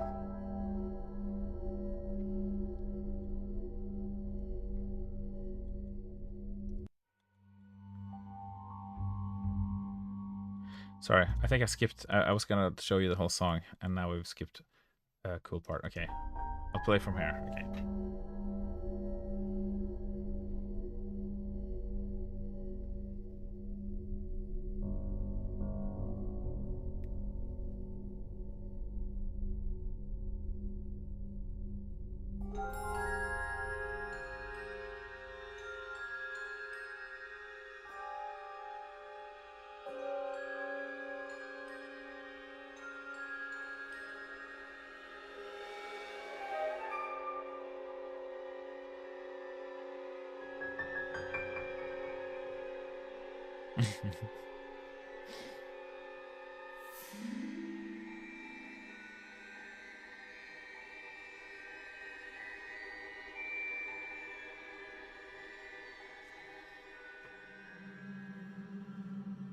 I wonder if this actually could fill it.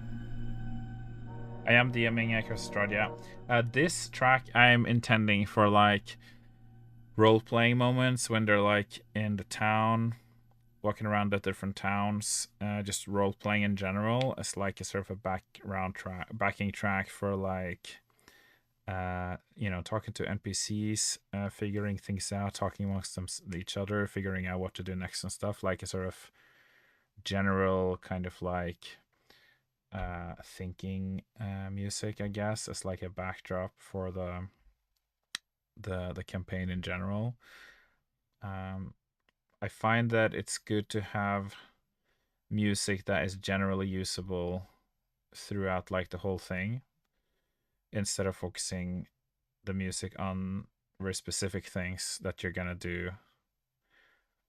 So I have written some music for different areas, but it's a bit of a shame if you can only use it the one time that you're there, and then you can't use it the other times because you've like used it. You know what I mean?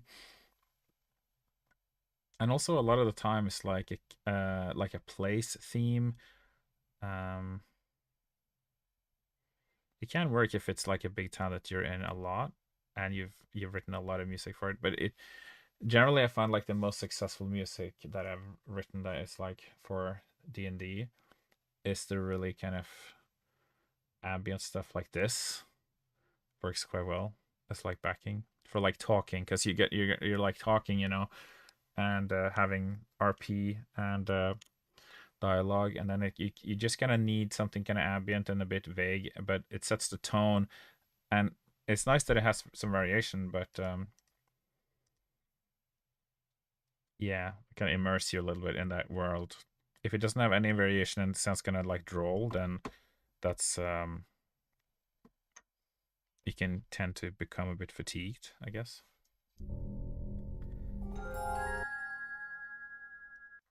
So that's my justification for writing varied music.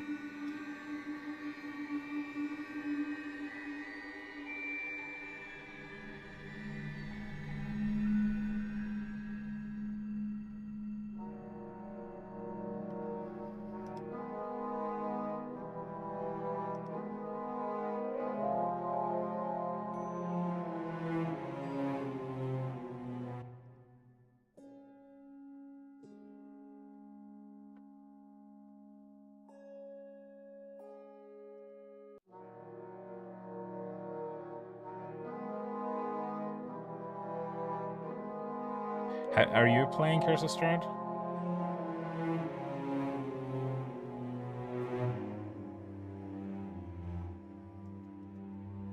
Or are you gonna play it, or have you played it?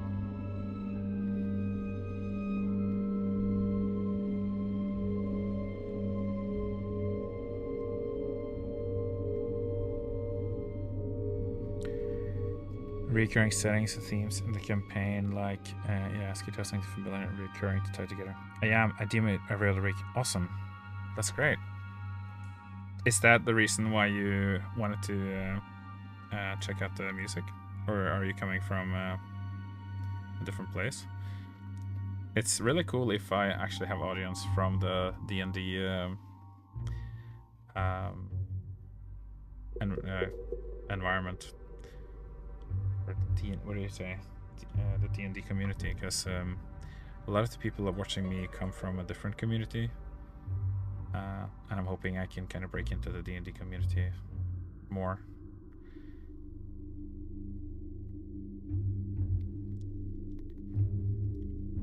I just had my first session actually 2 weeks ago, and I'm having my second session tomorrow. They've just arrived in Barovia, D&D fandom. Yeah, exactly.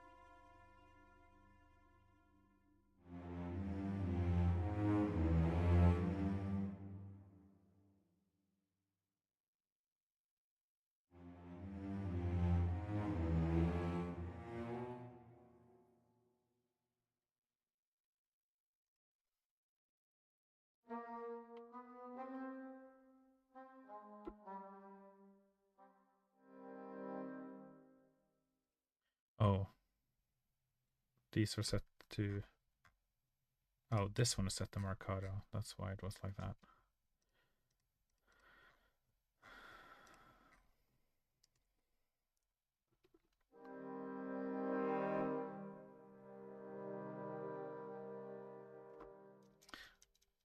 So how far have you got in the in your campaign?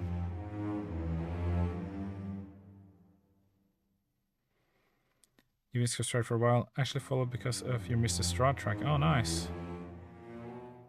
Thank you.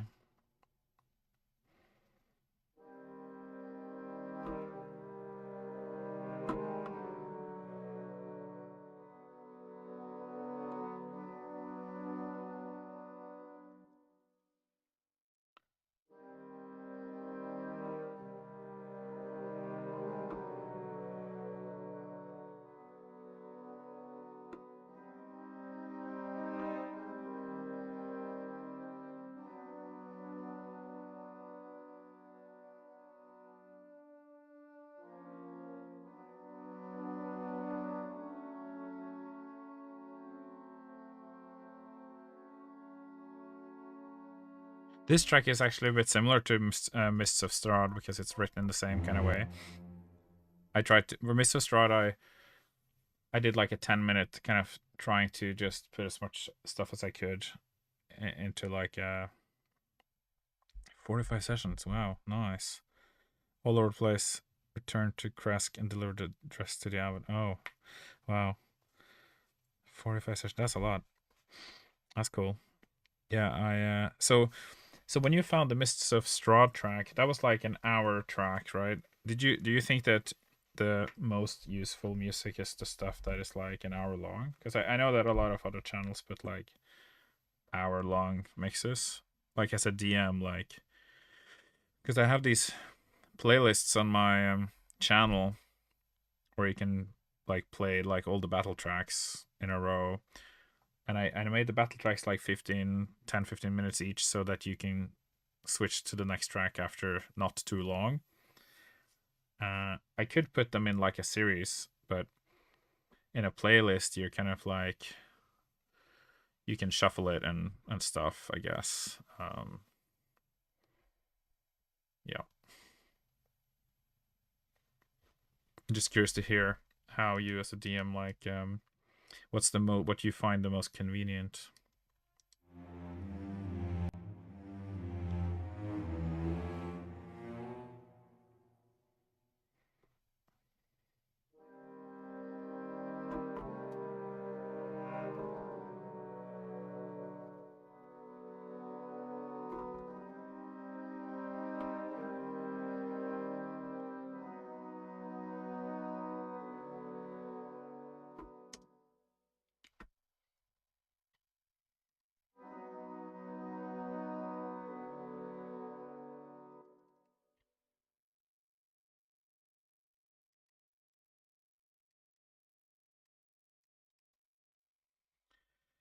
I'd say it makes you both. Long amateurs are really good for extended exploration. Short combat themes are good for to mix around to keep the energy going. Yeah.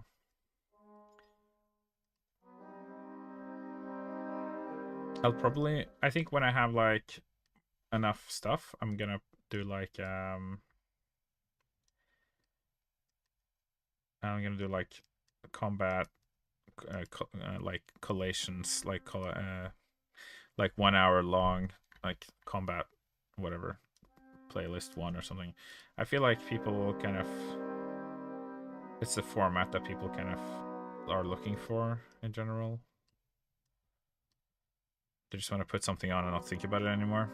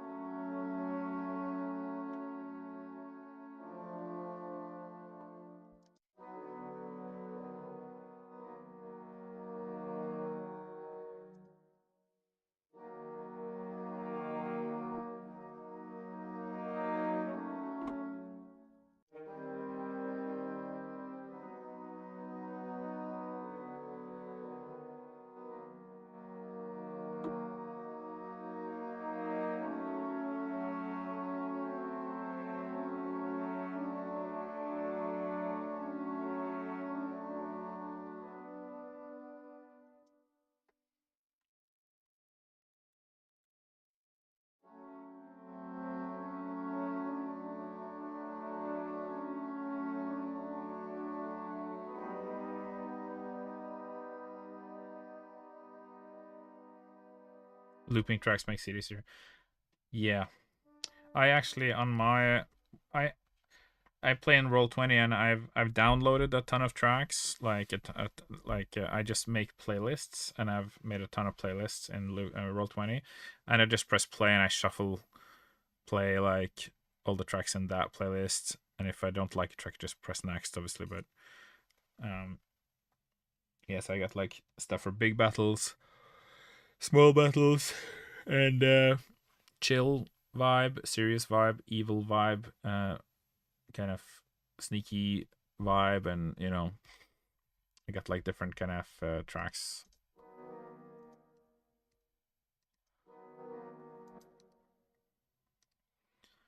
I've even got romance as a category. It hasn't seen a lot of use. Not gonna lie. I've even put some Naruto music in there.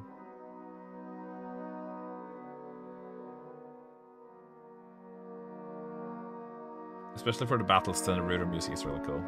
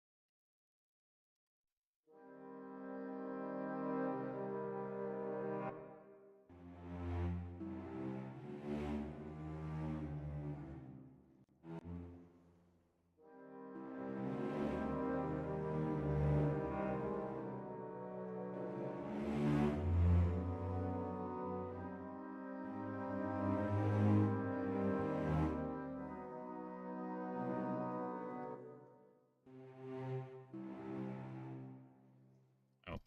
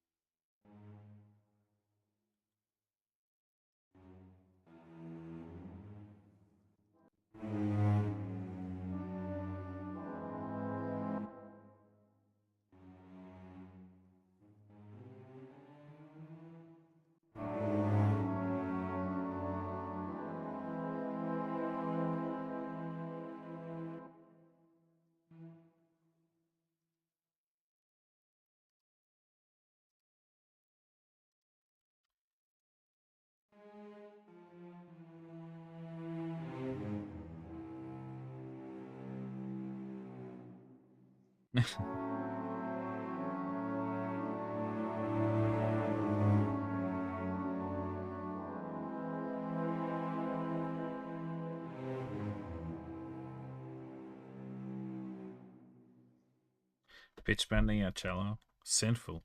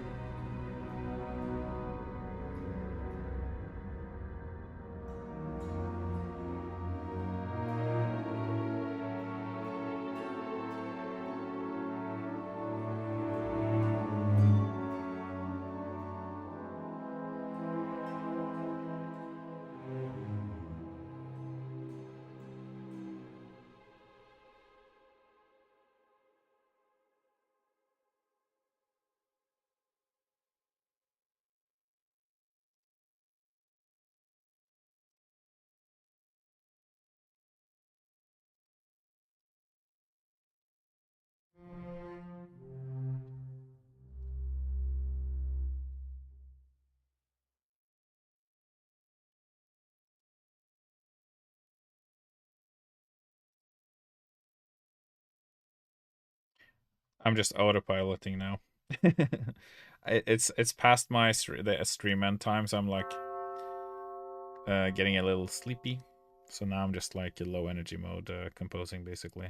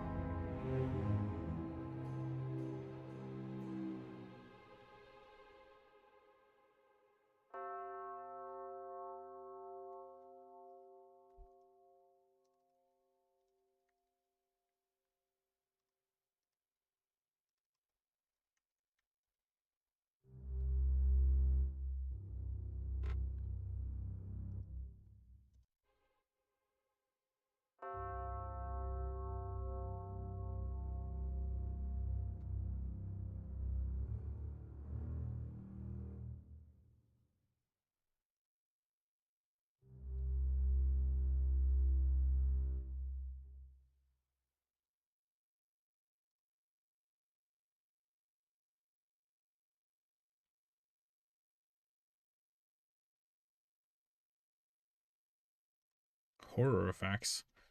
What's this?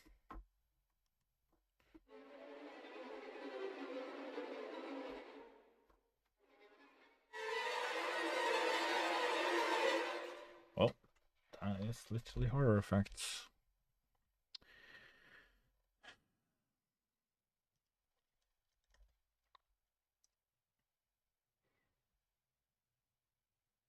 I didn't try out all of these.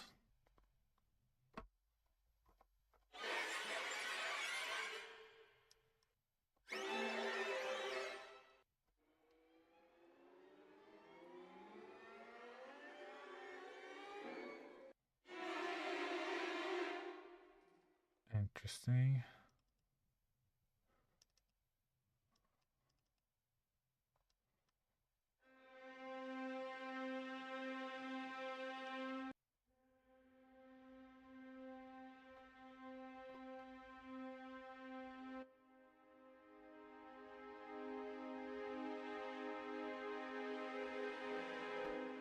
Yeah, I'll do some like kind of a little bit of strings.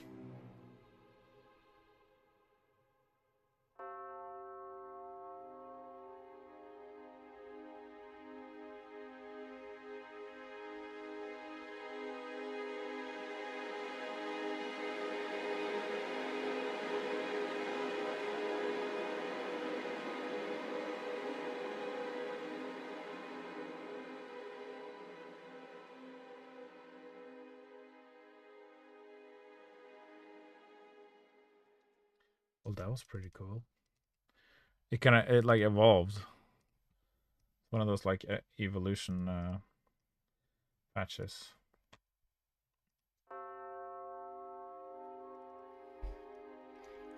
EO strings.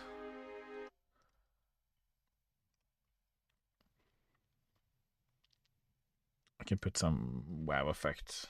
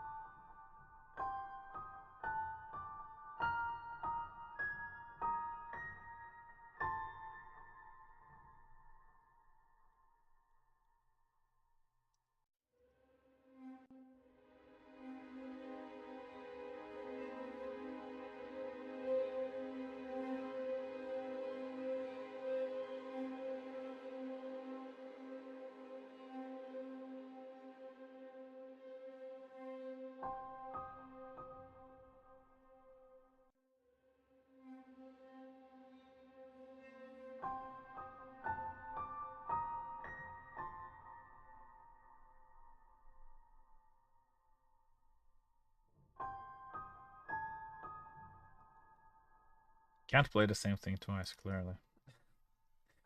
Like it went so well the first time.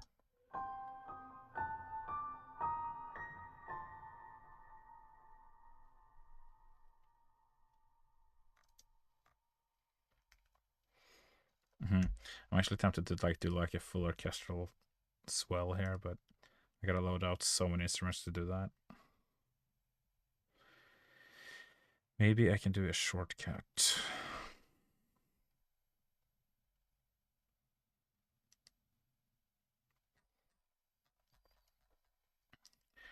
Brass, mid, I'll do like a light orchestra.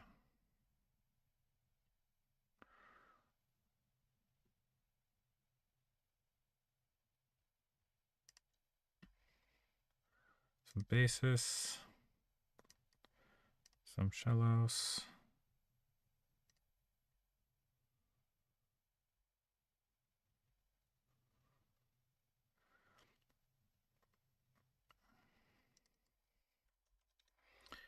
And a solo strings.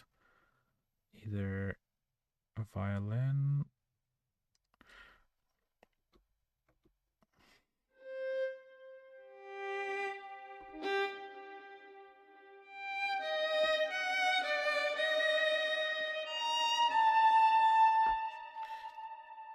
I just don't really like the performance.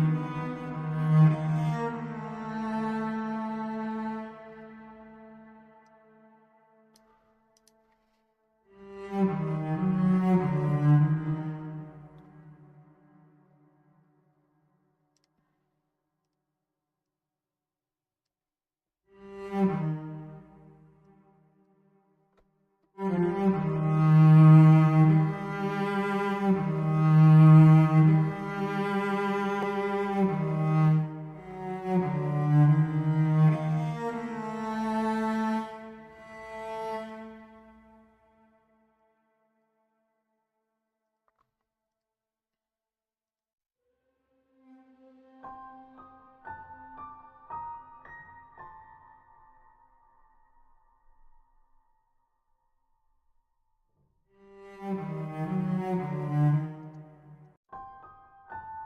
will extend this a little bit more.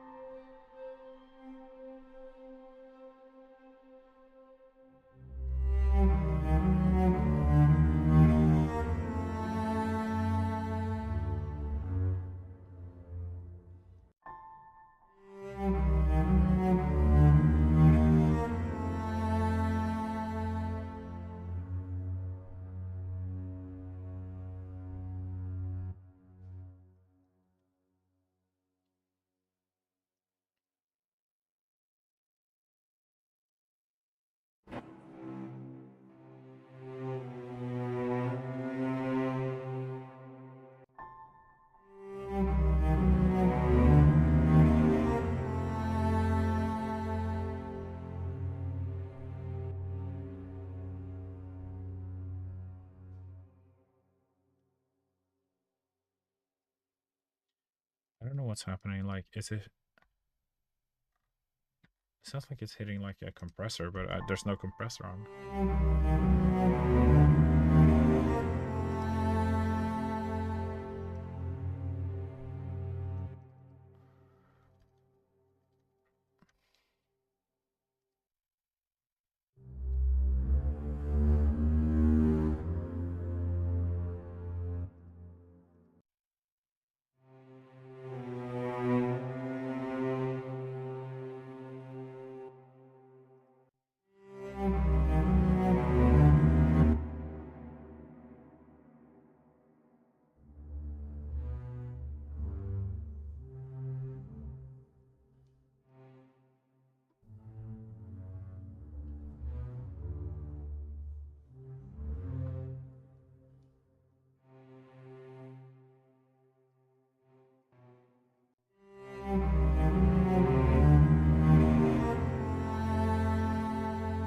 Maybe it's just I have too much harsh dynamics.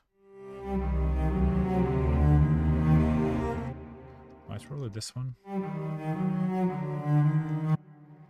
Yeah, Tina Gua has like some crazy like legato. I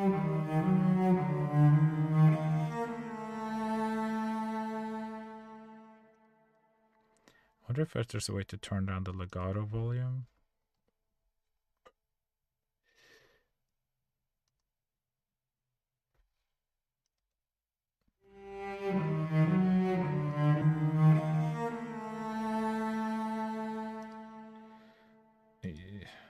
Doesn't seem like it.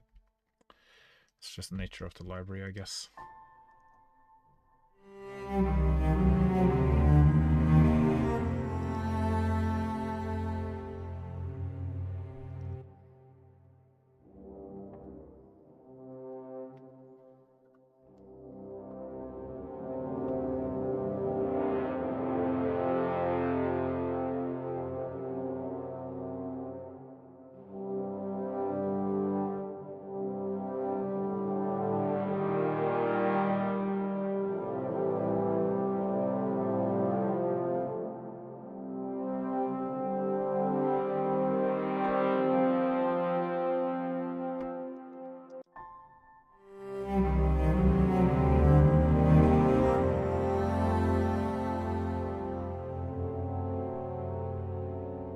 That's very heroic.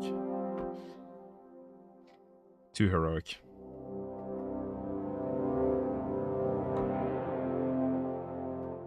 You might think you are the hero.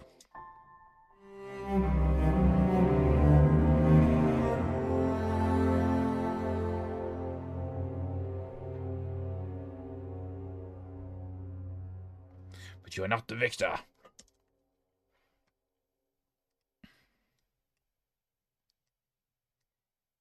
Or?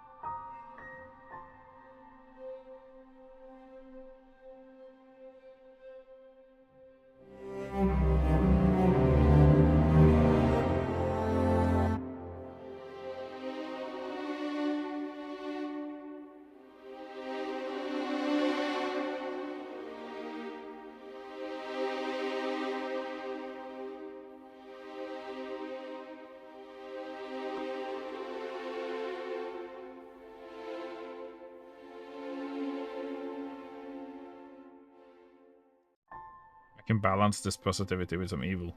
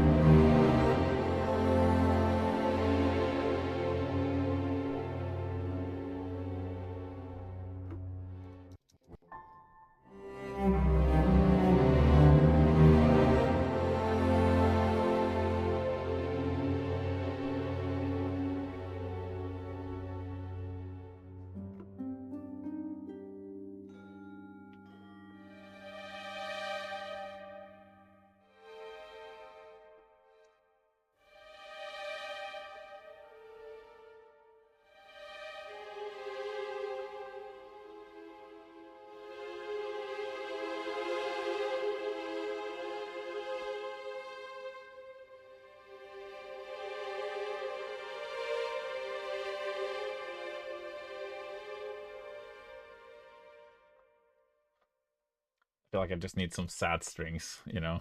It just matches this whole thing very well. I feel like you could do a whole piece with just sad strings, really.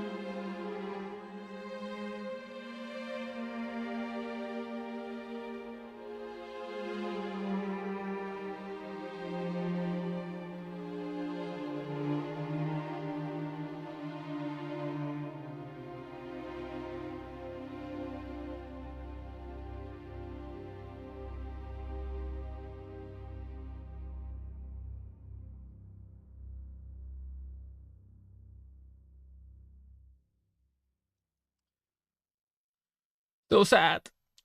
Oh. And maybe that's like enough. That's like 7 minutes. Um. Ooh. Woo. That was one long composing session. I get really tired when I compose for like 3 hours straight. Um. Yeah. I don't know what it is. Maybe it's the sitting, but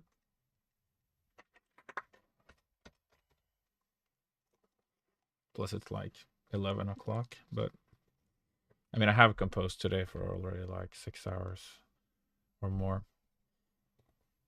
So now I'm composing some more for fun this time, not even for work. Well, I mean, I might earn a couple of dollars. Not a great hourly pay, but I think we have like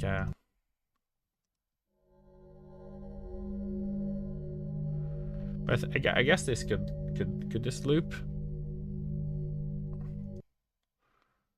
Maybe if I add some windy shit at the end, that kind of vagifies the whole thing a little bit.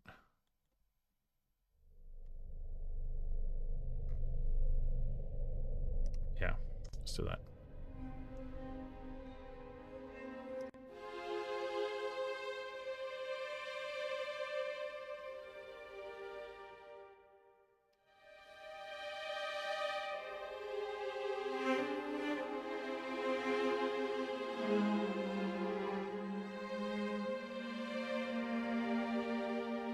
It's kind of for work.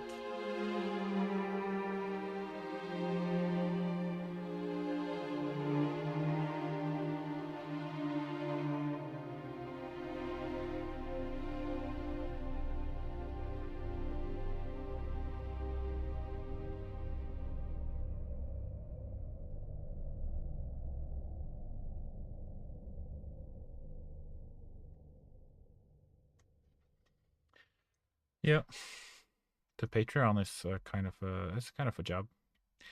It's kind of like a hobby job, hobby jobby. Sounds Middle Eastern, Abu Dhabi. Um, yeah,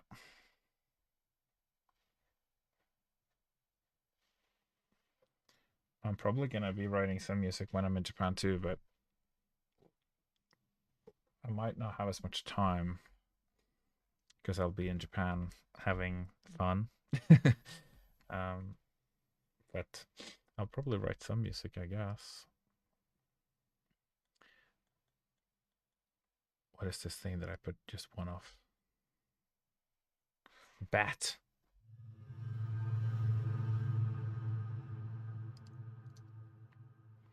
I think we're done with the music though. I shouldn't like. Probably shouldn't add anymore. I was gonna fix this a little bit. It comes in a bit strong. Comes in hot. Bit too hot.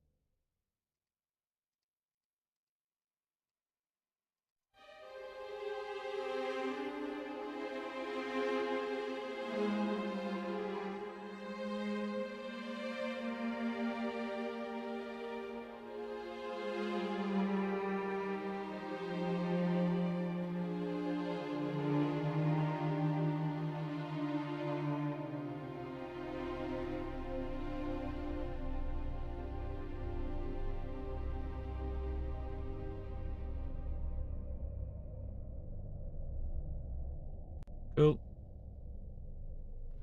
Yeah. if I'm gonna write this much music in like one session, then it has to be a bit more kind of like haphazard, so to speak. The music can turn out well, but there's no guarantee, and it also will be like a bit more shoddy. It's kind of like it might not be created with as much care. That's what I'm saying. A bit more like shotgun approach, and a bit more shortcuts, some more pads, and less kind of thinking about making it sound really good. Just kind of like trying to make it sound like something that kind of sounds like the thing you want to do.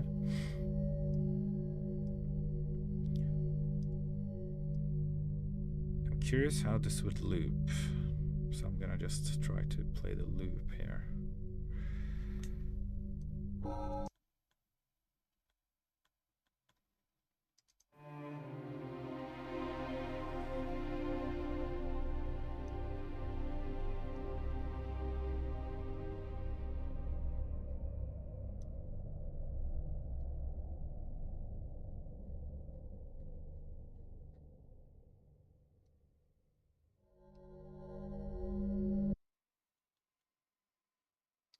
If I make this wind pad kind of like overlap a little bit,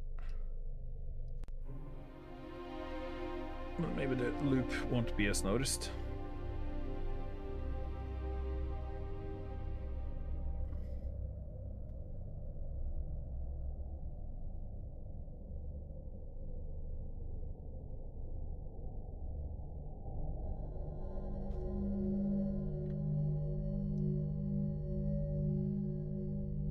Oh, I see.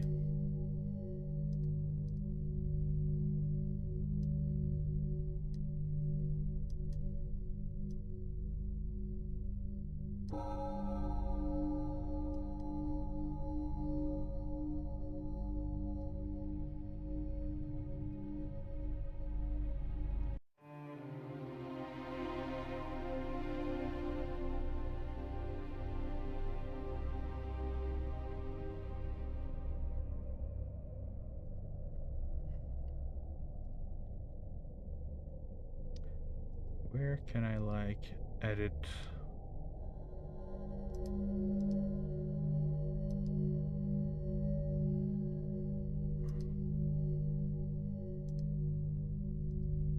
Oh, how do I get back to that page? What?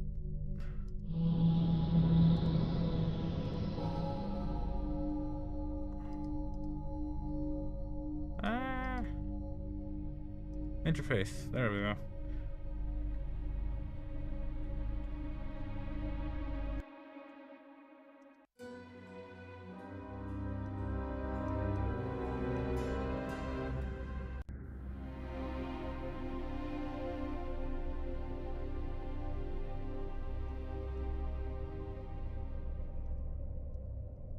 Controls.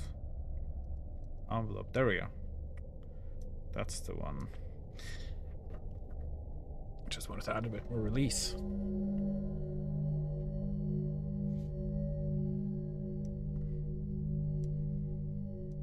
Maybe even more. To get that nice glue overlap.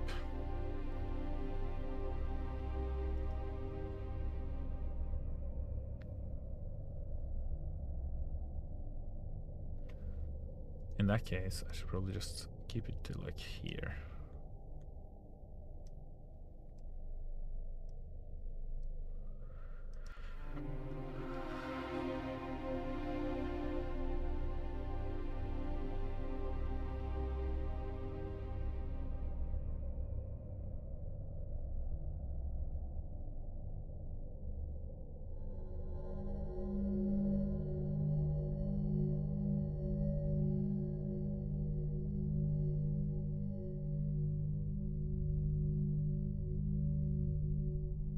I guess I could loop this track for like an hour.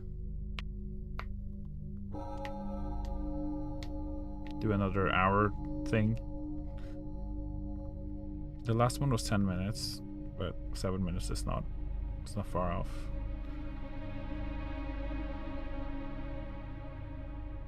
And it's like ambient enough that maybe you won't like get.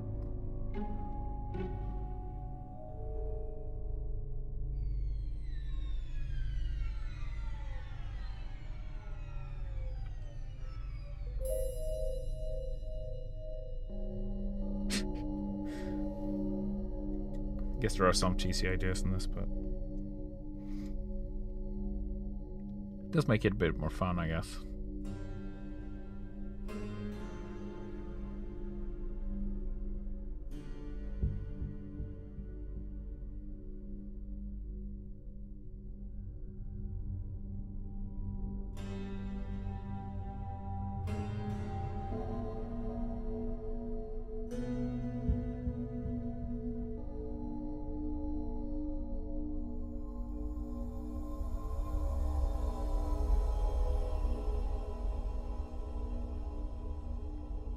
You're excited for the video release of this one?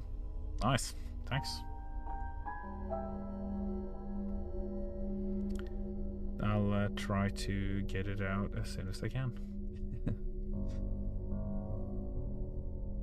Yeah, I think this one will be useful. I'll probably try and make a bit more of this kind of stuff.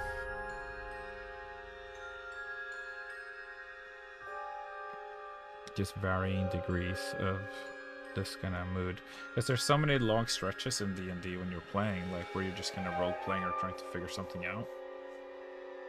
You can't really hold.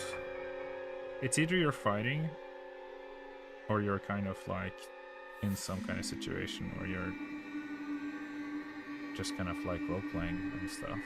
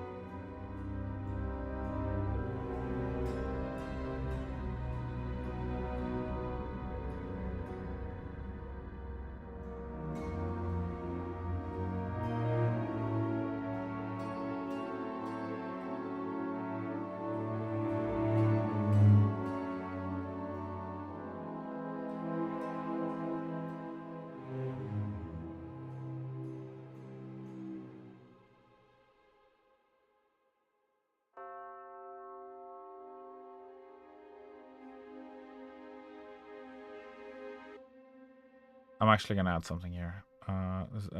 I had an idea here and I forgot to add it. And it's just literally just choir.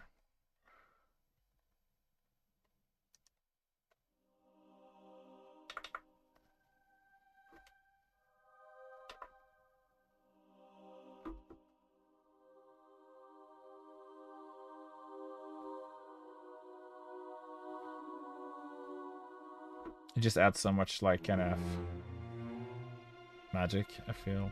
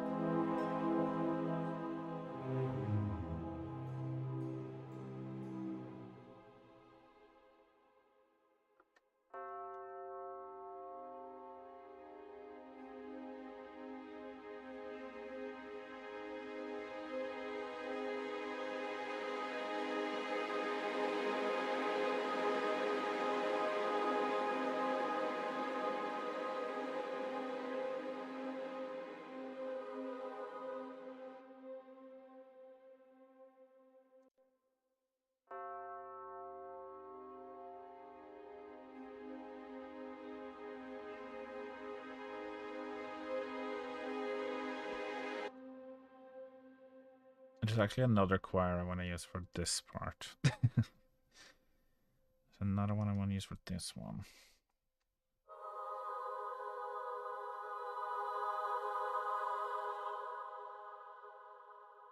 Oh, I see. This one had like a natural tail. It wasn't like an infinite one. Okay, I guess I gotta find that library. Infinite. Ah. Cellular. That one's. This one sounds cool, I think. Yeah. Yeah.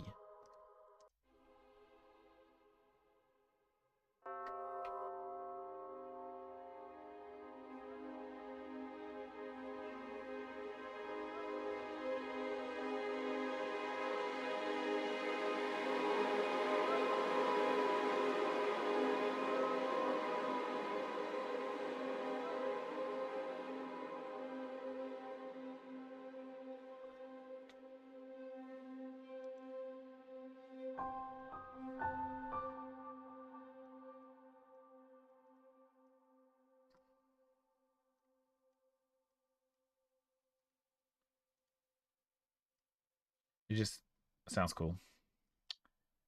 That's all.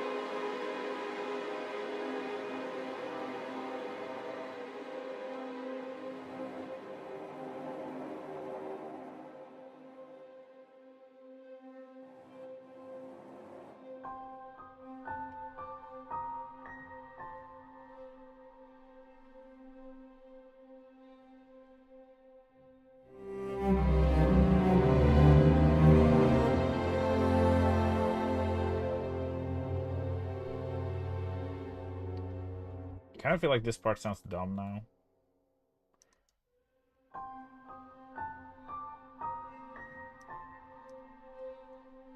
Just take this whole thing away.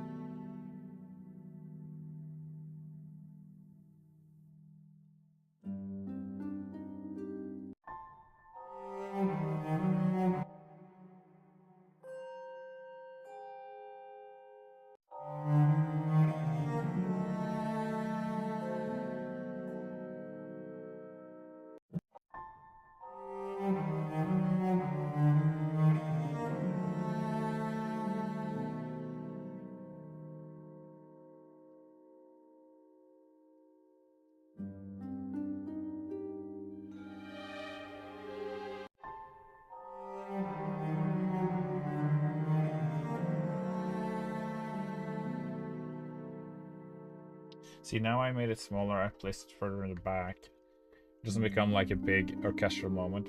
I think it actually kind of ruined the track a little bit because we had like a pretty stable intensity going all the way through, and then with that like big swell, it kind of like broke out of that shelf,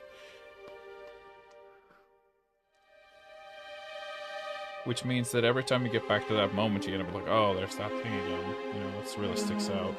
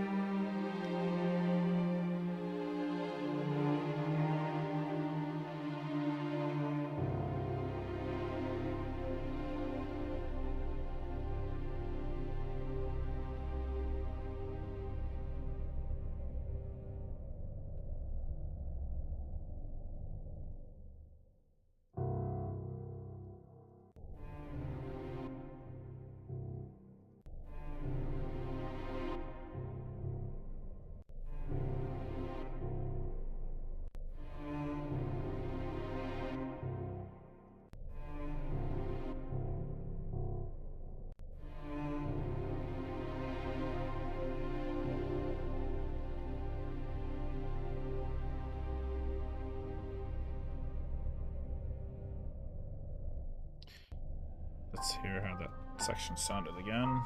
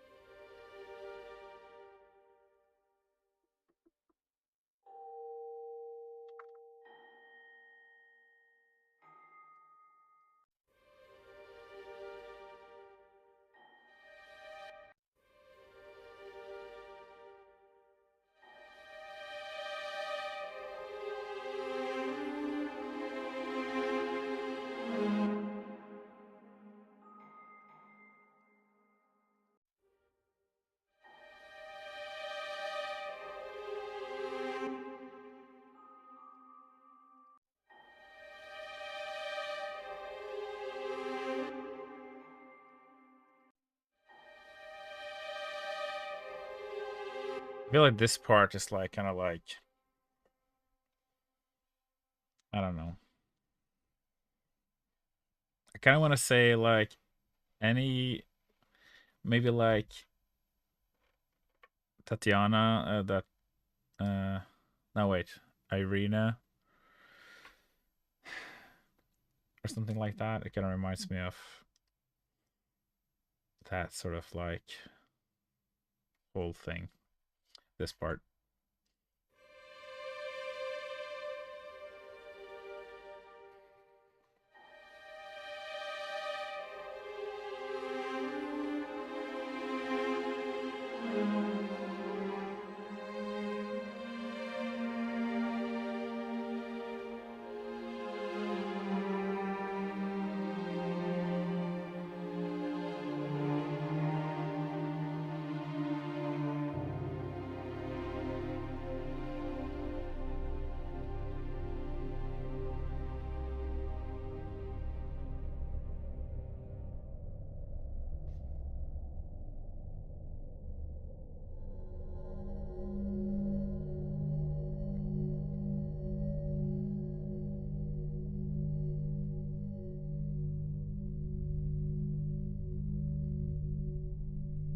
Cool. I think I will stop. And then I gotta just get that tail in. I'm gonna master it tomorrow. And then we'll try and get it uploaded. Just gotta find art for it. And get my editor to fix the video.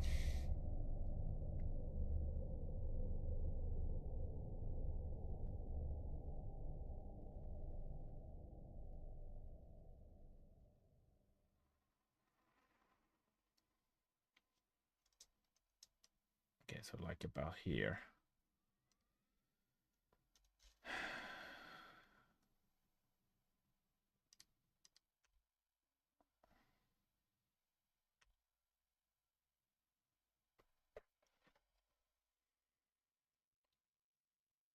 Oof.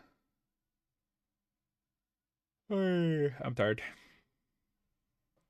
That was a big old sesh. The thing is, I'm going to Japan on Saturday, and I'll be back. No, I'll be away for 2 months. I probably won't be streaming.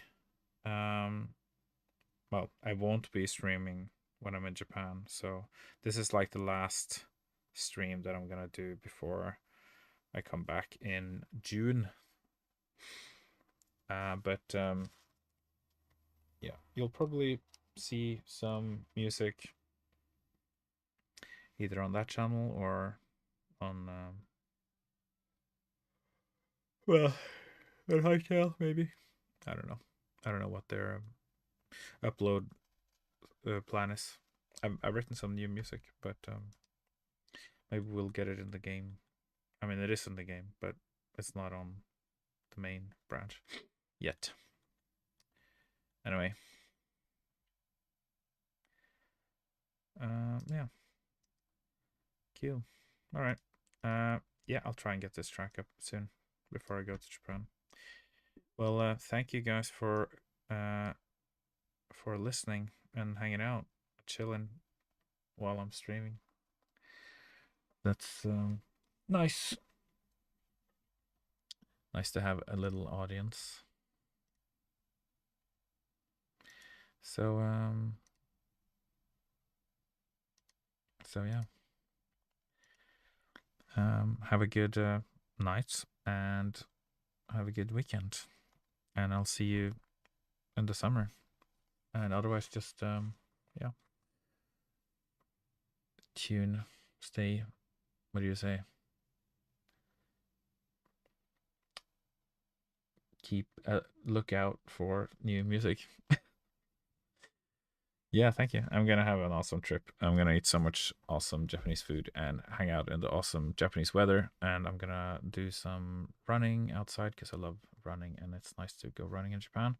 This one time I had this like awesome experience where I've been running for a long time and there was this lady who was like standing outside her shop and kind of like not a very like public street, but like a sort of a neighborhood street, and she was like handing out little like juices.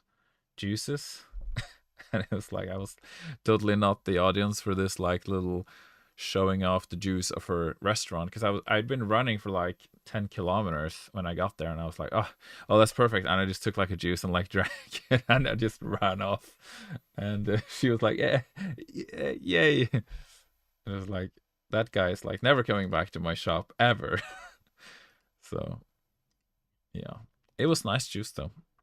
Maybe I'll have to find a place again or just run past the shop again and get more free free hydration. Anyway, with that, I will say goodbye and love you and leave you. So